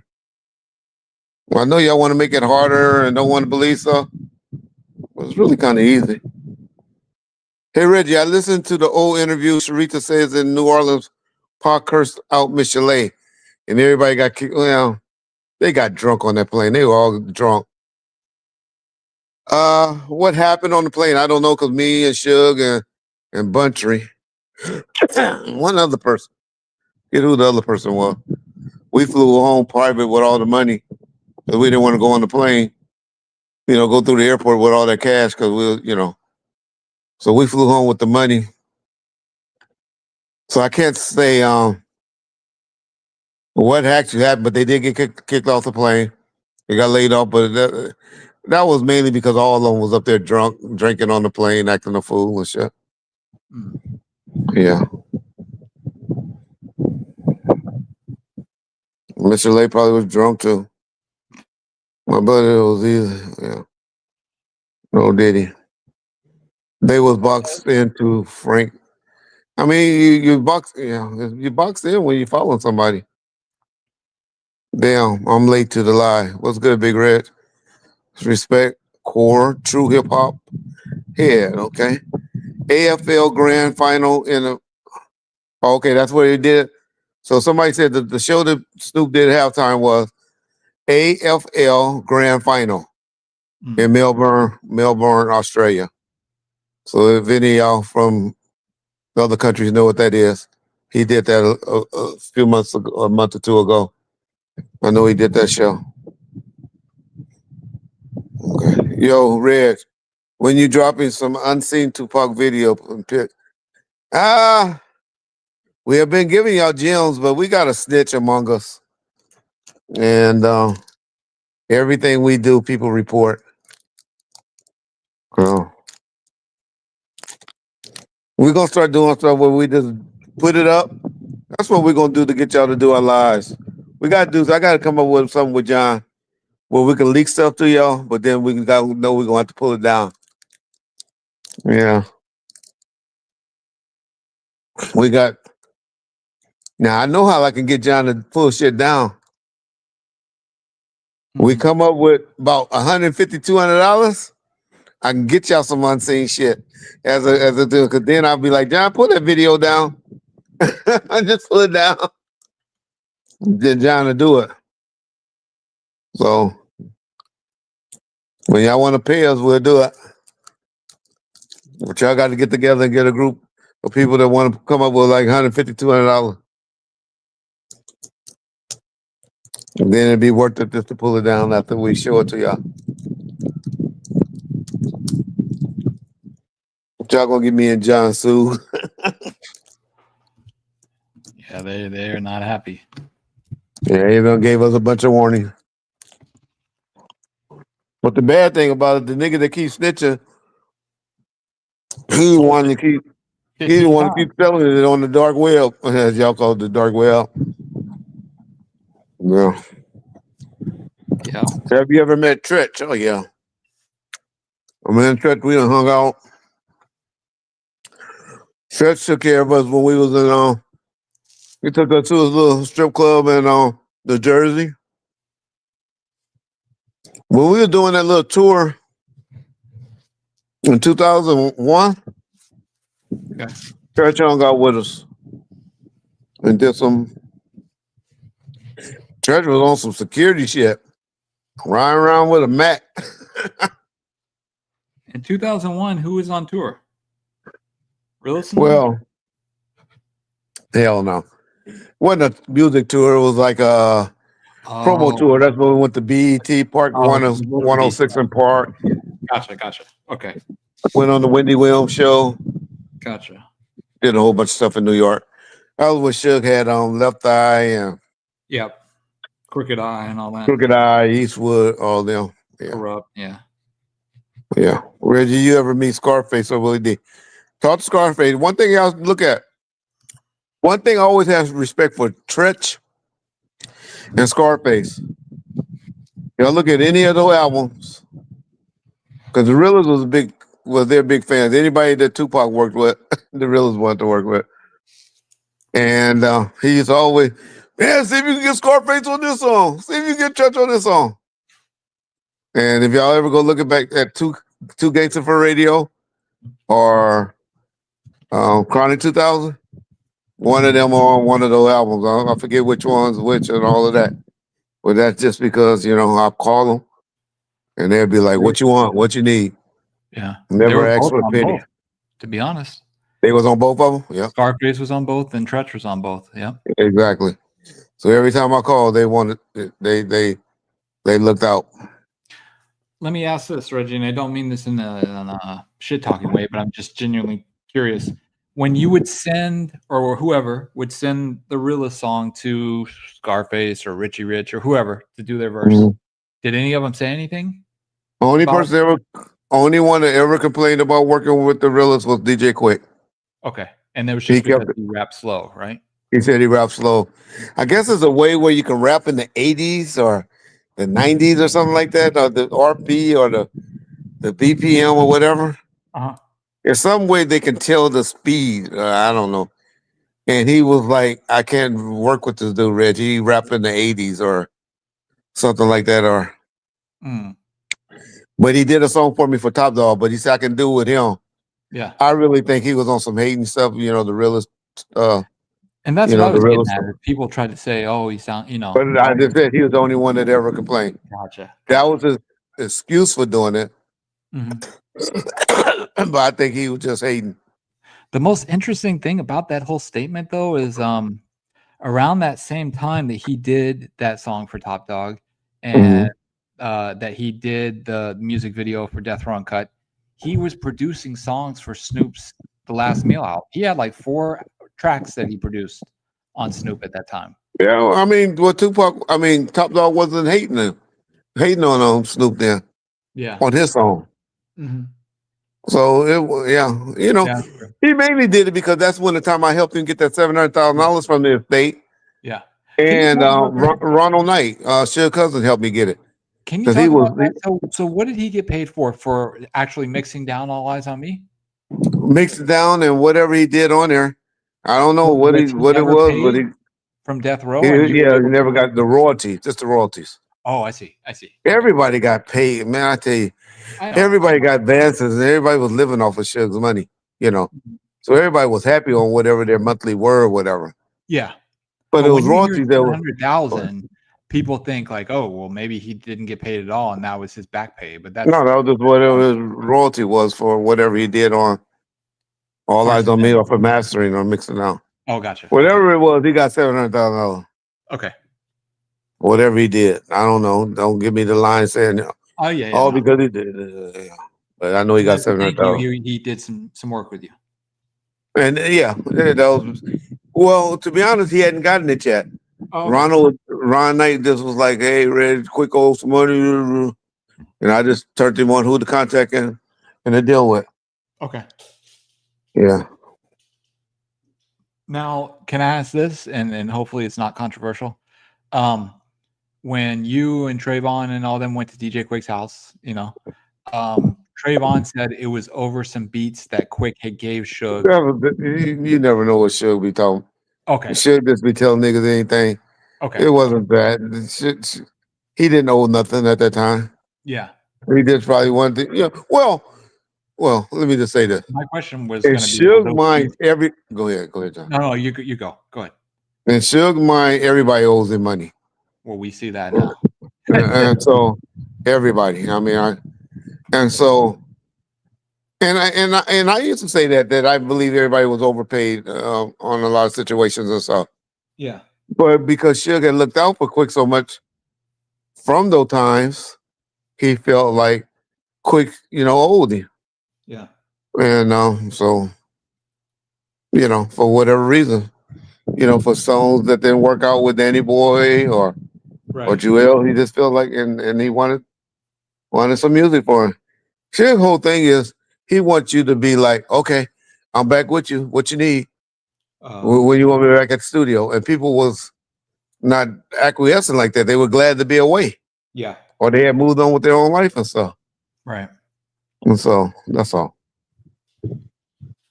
But I don't think he owed him no money. Well, he brought $20,000 the next day up at the hotel and gave him because he said that's all he had. Yeah. So I don't know. But who knows what the dealings were? Who knows when, you went to him and be like, hey man, Yeah. I get 50,000 right now, Yeah. But Suge would do that. If you could get, I'm telling y'all, that was Suge. What was that noise? That was Suge's biggest mistake. Is not keeping books Yeah.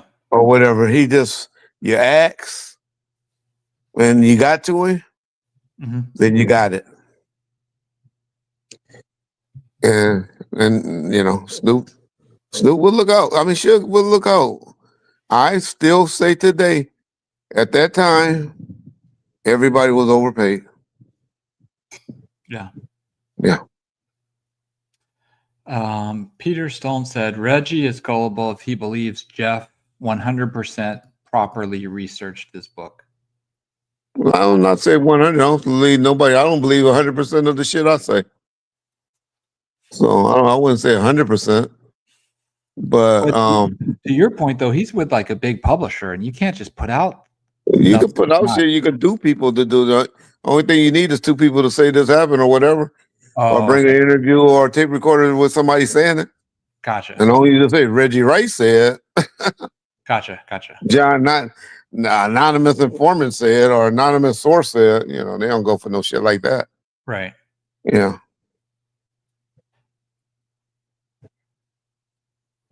But I'm not vouching for it either way. Of course. I just said, hey, how can we say just because we haven't heard it's not true?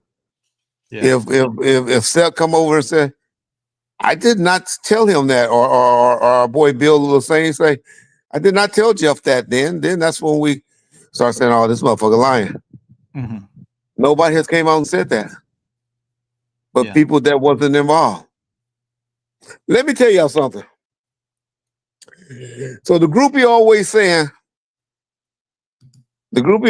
saying how people profiting off of Pac and all of this. Do y'all know the reason why the groupie is really mad at Jeff? Yep. I send you the screenshot, right? Yeah, I think so. Put it up. Let me see if I can find it. I think it was just talked about on. Well, let me see. He wrote it to me. Oh, okay. Okay, give me a second. He sent it to me. I'll find it. I remember. Yeah.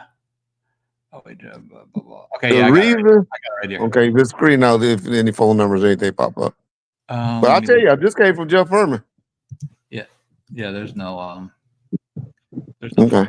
Let me just put it in here so I can show it. This is why the groupie really mad. This is what the groupie wanted. Now, I told him, I said that'd be the worst investment you could do because this motherfucker only get 2,000 views, 3,000 at the most. He also said, and quote Jeff said, he also said in a video that he turned down my request to be interviewed, which actually isn't true. He said he would only do an interview if I paid him $1,500. Damn. Yeah. So that's why he talking about and he was talking about on this show. He wasn't even talking about in the book. He wasn't talking about for the book. He didn't know who he was. He was talking about on this show. So the groupie wanted to charge him $1,500 to come on and promote his book. That's why the groupie's mad. Damn. Yeah. Right. Oh, somebody said Reggie Jeff said that Afeni was gay. Is this true? To be honest, Tupac said it. Y'all remember ever hearing Tupac rap about that? What song? I don't remember. So maybe that was the game. Said your mama broke in up kissing the girl. That was the game. Cause one Tupac said it. Well, okay, well maybe not a song, but I'll say this: I have heard that before. Okay. All right, that's all I'm gonna say. Oh, 50 Cent. Yeah, it was 50 Cent on a game song. Yeah. Okay. Reggie, was the realist tatted up before he came to death row or after? If after, both. Did Shook have any influence? No. Okay. No, Sugar didn't tell him go get a tat here. No, Sugar wasn't pushing that. No. He did a lot of that, but it wasn't Sugar. No. Okay.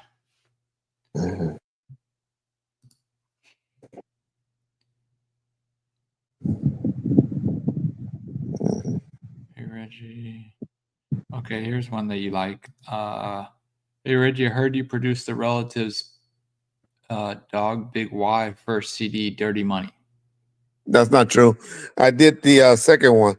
Dirty Money was done by my boy Tata from San Diego. I did shit. What was it called? The Takeover. The Takeover album was the one I executive produced. This guy named Rashad Cole was the producer on there. He had Rush.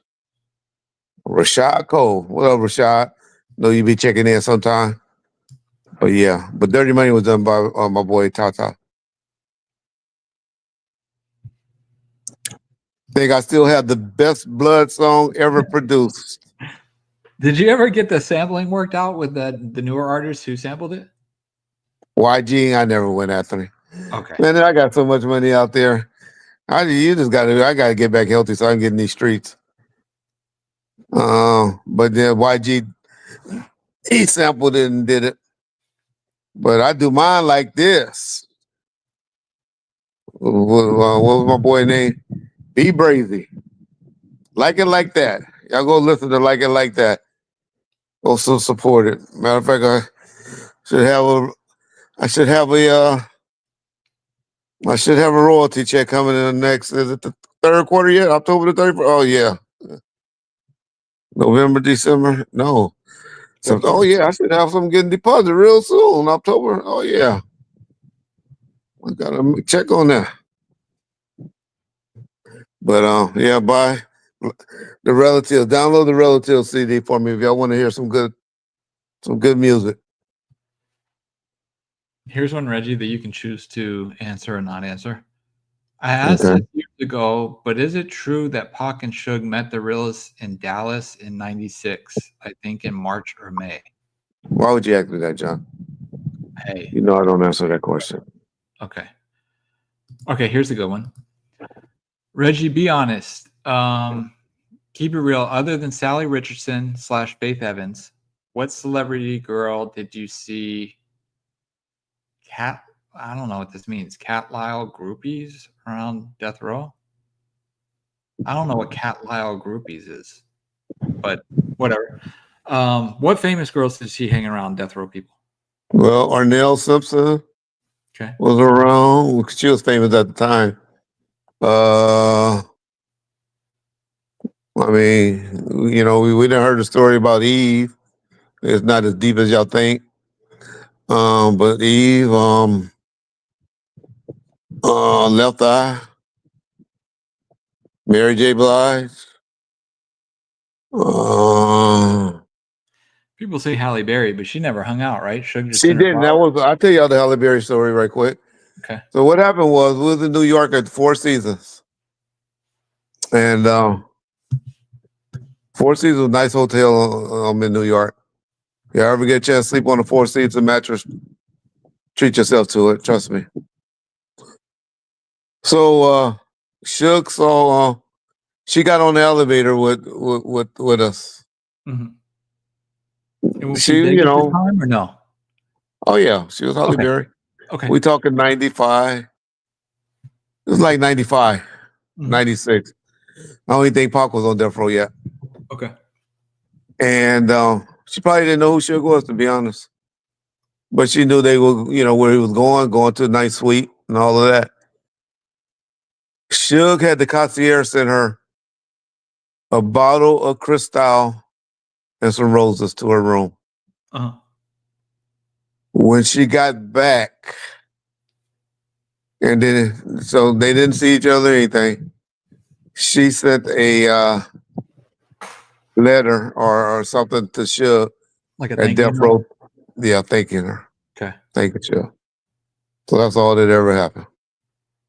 Now, we were in Philadelphia, and because she was with David Justice at the time, all this was out there and got put out there because Papa G, you know, was a hell of a PR guy, and he put that out there and all of that. And so David Justice, I remember we was out there with Trish, this girl named Peaches that shit we used to mess with. Mm-hmm. Yeah.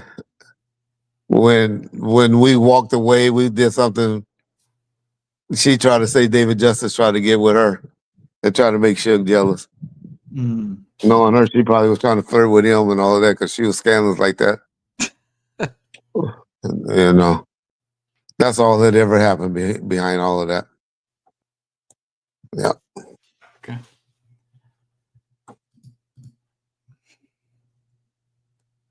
If you guys have questions, all right, let's see. Reggie, I don't even want to ask this because we talked about it before. There's a video, Real Deal Baby. There's a video about that if you want to look it up. Let's see. It's not true, man. Yeah. That's Your all I'm equal, saying. we just talked about this question. So please, you've asked it like 4 times in the last 2 minutes. We literally just answered that. I'm talking to you. I am not big boss. Yeah. Yeah. Okay, Reggie, was payola for radio spins a thing in record labels during your time? Okay. So this is what you had. You had what they call independents back in the day. Okay. There's a guy named Greg Laurie. Greg Laurie, big fat white boy. Name was Greg Laurie. Uh-huh. But what happened is back then you used to have urban radio, and you have what they call really was top 40, but they used to call it arithmetic or R&R, rhythm R&R, something like that. But they mainly was this big stations like Power 106, where the beat was like it was really like a independent. So each radio station. So there's a guy that's been on YouTube that's real cool. He been talking a lot lately on somebody's show. His name is Dave. I showed it to you recently, John. The Demiza. What's his name? Dave something? Demiza. Yeah. Okay. Whatever John's saying. Demiza. Let's see. His actual name is Damian Young. Damian Young. He's he's a program director for Power. So he used to get paid by this guy named Greg Laurie. And what you used to go for was ads. They used to call it ads. And stations like Power and all of that. But Greg Laurie will promise you so many ads for the week. And he got a budget. He's the one that was supposedly, allegedly taking care of the program directors at the different radio stations. So that's how the payola was done. So you could just walk in and give money to a big radio station like this. Now, who you did give money to and take care of was college radio, because they got no budgets. They used to have to pay for their own CDs. Their own vinyls and stuff. So that's when Puffy and them blew up. Puffy went and bought all those motherfucking Nike T-shirt. Air Jordans and big screen TVs and stuff like that. So he was real smart to go to college radio and mix shows. Y'all remember they used to have mix shows that used to get an hour to mix a song? And that's when y'all would hear songs y'all never really heard of. They were called the mix show hour. The radio station will have a mix show hour. Well, those are guys generally that work the nightclubs at night. Going, Reggie Wright from Power 106 will be at Club so-and-so tonight, And those usually be the low-level mix show guys. And you'll give them money to play, to play your songs. But that would be like up-and-coming artists or... Y'all remember, there was a song I remember, because DJ Quick and Damian Young were like best friends. And then Theo and all of them. I remember when I was running American Music, High C and them tricked the shit out of me. Damian Young was beating up this shit by High C, playing the hell out of it. And I was like, oh man, I gotta hurry up and get this. I remember I signed High C, gave him $50,000 right quick. It was a song, it was like in 2002. John, try to look it up right quick if you can. A song that was done by High C in 2002. and it was all over Power 106. Not knowing, my stupid ass not knowing, it was just that big because of what? DJ Quick and Damon Young relationship. It wasn't playing nowhere else. And so I was trying to get rid of that song, and then my distributor was like, man, no radio stations is playing this. But thank God for Jay Prince. Jay Prince saved my ass on that. He wanted High C for some reason, and he came and bought that album from me, gave me like $150,000, $200,000. And I had only gave High C $50,000, but I made a bunch of CDs and stuff like that. So I probably put in like $150,000 into High C then. And but Jay Prince bought High C contract from me. And then he found out that it was some bullshit. But I'll just say all that to say, yeah, you can't do payolas. That's how they do payolas. But the big boys really was like, they had like, it was like 5 or 6 people that controlled the radio, where that's where they took the money to get paid, and then they took care of the program, the directors allegedly, to get your songs added. Yeah.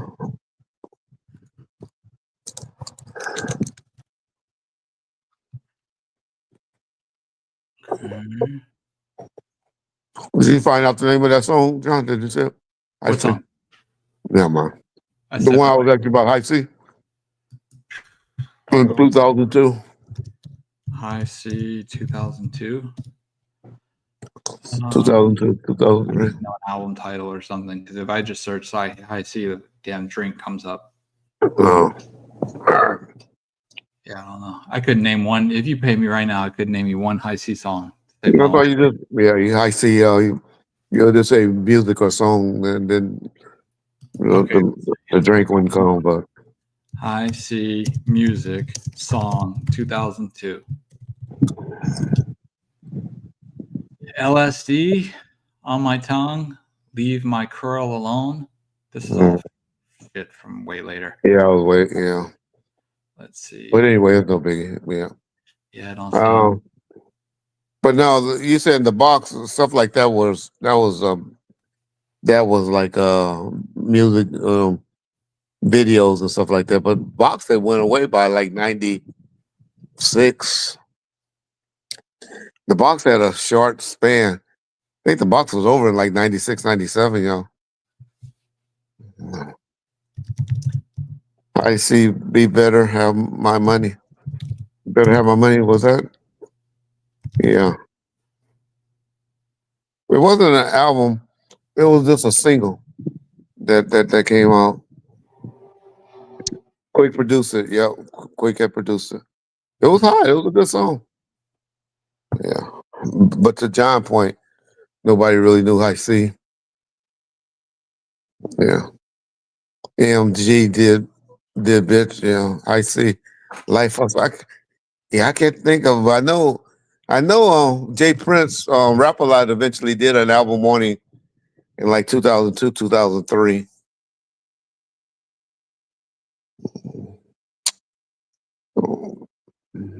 Yeah. Okay. So we're gonna do about another 5 minutes. Okay. We'll wrap it up for 2.5 hours. Thug Life in this bitch. Two Days for Radio. They had a song dissing the ass. Did we? On Two Days for Radio. It was like a skit that had a nowhere to run, nowhere to hide thing. Oh, that. Yeah. Nowhere to run. The Warriors. Yeah. Yep. The Warriors thing. Yeah. Yep. I love the Warriors. I was big on the Warriors stuff. I'm Your Puppet. I remember that one. That was a good one that Icy had. I'm Not Your Puppet. I wonder if that was it. Better have. I can't think of the name of that song to save my life. I gotta stop doing these live streams like that. I gotta do it the old way because I used to get to my computer and stuff and research stuff and have it. But yeah, if I go away, I go away. Yeah, I go away from the live, and that's why I don't like to do it. Oh yeah. These kids would never know what it was like to grow up in the 80s. Yeah. Reggie, I bet it was let me know. Let me know. Damn. I can't. I had to. It was something that would have been put out that had AMG or Rap a Lot on the back of it. Yeah. Wish DJ Coma was here. He would look it up for me. I'm looking up right now. Let me know. Let's see. Oh, It's featuring DJ Quick. yeah. Go to Well, I know album. he definitely produced it. And the album came out now 2004 on High Life Hustler Music. Was that done by Rap a Lot? Or No. Rap a was Lot done had by dropped him. Did Rap a Lot had dropped him that quick too? I guess so. Because I had him in 2000. I had him in 2002, 2003, right around the Relatives album. Need more lives, Reggie. Thanks, Rick James. Oh no, you know what? It's right. I guess he re-released it on streaming and guess Rap-A-Lot didn't care. But when I search it, it says the High Life Hustle, which is the third studio album from High C. It was released October 21st, 2003 on Rap-A-Lot Records. Yeah. And the song he said, Let Me Know, features DJ Quick. So it probably was that song. But I Yeah. can read you all the songs on that album to see if any of them. Yeah, I wouldn't remember shit. Okay. I'll tell y'all, my brain is. Okay. But it was one of those songs that they tricked me on. It was my whole thing. And but Quick probably did most of his shit back then. Because Quick and High C were tight. High C was a good dude. I liked High C. I'm gonna be honest. That's like a pump and a dump scheme. Reggie, give us a quick Poochie story. I'll tell you the time I rest Poochie. So Poochie was about to do a drive-by. He was mad at some little niggas at Akins Market. It was this spot where a lot of the mob dudes hung out, drink beer, sell dope from. It was called Akins, a little market, like one of those little mini markets. And I used to be the type of cop that would park down the street and walk, get out on the street and walk. So my stupid ass standing out there talking to some of the niggas at Akins.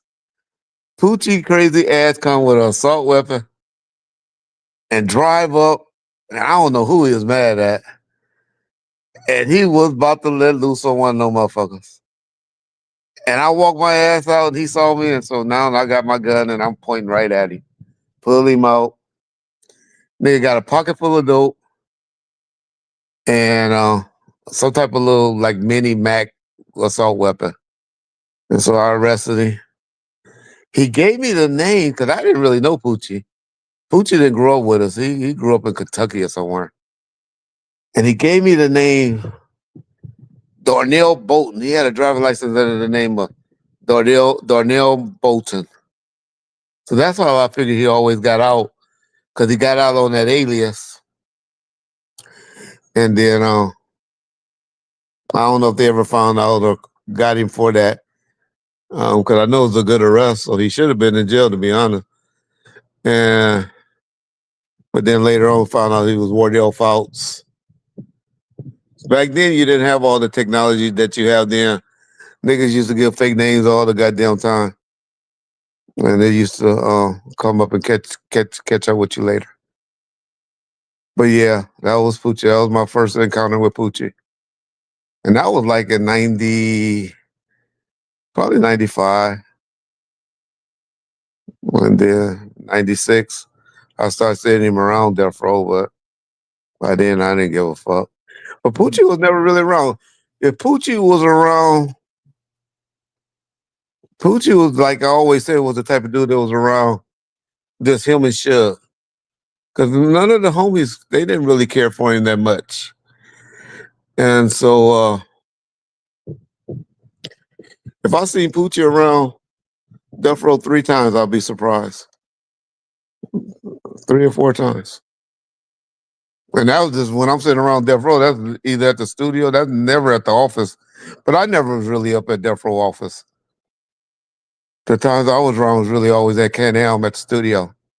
I rarely went up to death row office as well. Yeah.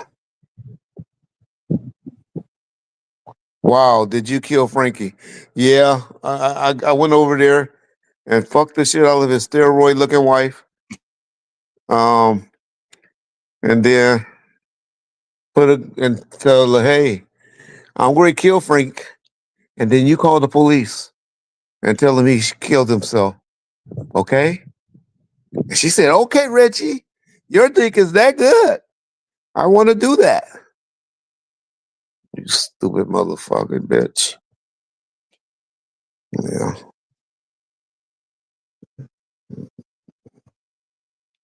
Why didn't Poochie shoot this gun? I don't know. I guess yeah, the bunny hunters. You remember that story? They call that the scary car. They said he said it jammed, and but that's how rocking it was when they went up to one untouchable, not untouchable. What was the name of that shop? Let me What was the ride. name of that? Murder. Yeah. What was it called? Let me ride. Let me ride. Let me ride. Yeah. And that's when Rock went and checked it out and shot in the air. Yeah. But yeah. Yeah, the scary car they call it. Yeah. Yeah. All right, y'all. So we appreciate we just had to come on. Come on and check in with y'all. We're gonna get Bill Lassane on here and do a show with him. Somebody else I said I want to do a live stream with.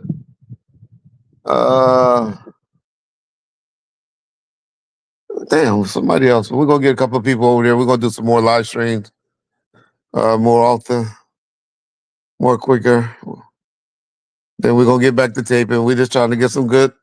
It's been dead out here in the YouTube streets, and I don't want to really, I don't really want to troll y'all with talking about big use, or this or that. You know, I just don't want to, responding to the groupie. I'm just waiting for this Keefy D trial to come, so we can give y'all some great content on that. And there's gonna be a lot of stuff happening upcoming. Did y'all like my prediction about where Puffy was going? Didn't I tell y'all? I tell y'all want to learn stuff. Y'all come to Bone first. They not. Where did y'all really hear? If y'all keeping it real, where did y'all hear about the RDAP program and getting the year off at first? Y'all keep it real. Where did y'all hear what President Hill gonna be going to? The Four Dicks. Where did y'all hear that at first? I don't know. The only thing that got me confused about that photo that's out on Puffy, Uh-huh. I don't know. I never been to a low, but I knew campers wore the green jackets. Cause I got the green jacket like that. And I don't know when they start letting people at Lowe's wear green jackets. I noticed Puffy had a green jacket on. They usually have to wear a Blue one. the tan. I see it's a blue one. No, I seen green, Jacket. Let me dark green. Hold on. It was like a dark green. That was the same jacket I used to wear in there. I think your Android phone's messing with the colors. Hold on. Let's see. Tell me. They ain't got no blue. They got jean jackets. You telling me that looks green? Well, I can't see yet, but My bad. the jacket I saw him wearing going TMZ. You on TMZ? Yeah. It was a green one. Is that when the guy got on? A guy got on some tan pants standing by, and Puffy got on the gray. Cause I used to wear that gray outfit every day. I still got those tennis shoes, those black tennis shoes. I used to wear that, no grays, the gray sweats and stuff. But the Lows usually wear the tan outfits because I had green, the green, all green. But anyway, that was the only thing that confused me. I never seen a Low in a green jacket. But yeah, no more old stuff, please. No. Well, we try to do the real reason what we try to do is I was starting to see myself repeating a lot of questions and stuff like that. And so we noticed that a lot of our old listeners had really left us. Yeah, that one look. That's the blue that I'm used to, but I saw something with some green. It's a guy. It's one a shop that's out there where he got some blue. There's a guy standing with some tan on, some tan khakis. John, it's a guy standing with some tan jacket, and when he in that picture, he got some green on, a green shirt, a green jacket. I don't see the guy with the tan pants on. And it right now. It's from the same day, from the same. Yeah, but so you're saying will be the same jacket? Yeah. Yeah. I showed it right there. I see what you mean, though. The back of the guy's jacket does look a little bit green. The guy standing near him. Yeah, that was the ones that we used to wear, but I don't know. Because I know they used to keep the campers in the green, and then the mediums, I mean the lows on up, they wore tans.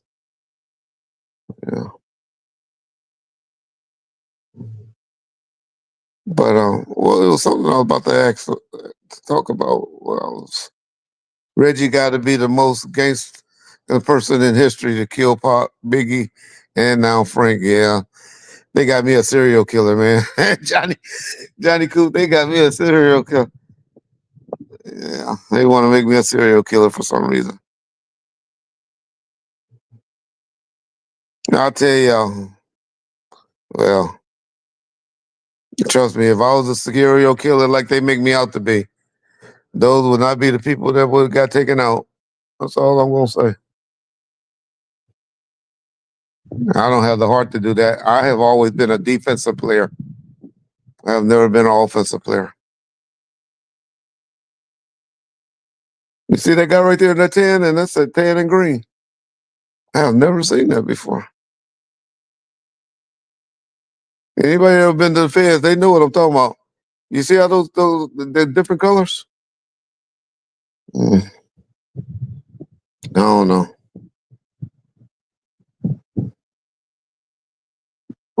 Okay, don't he look happy? Shit, that's how you just trying to fit in, man. Trying to fit in, see who's cool, who's not.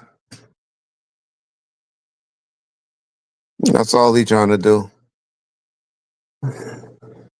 But one thing about the feds, the blacks usually, as long as you ain't got no snitch jacket on you or nothing like that, they gonna come and look out for you. It's the race thing really kicks in the feds, or I guess in prison. You really kind of kick in with your own in there. The Mexicans, y'all have different styles. Y'all got the Northerners, the Southerners, even the Bloods and the Crips kind of be cool.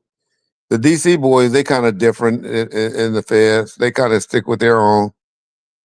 But once they start coming west and stuff, they be cool with the Bloods and the Crips and the regular blacks.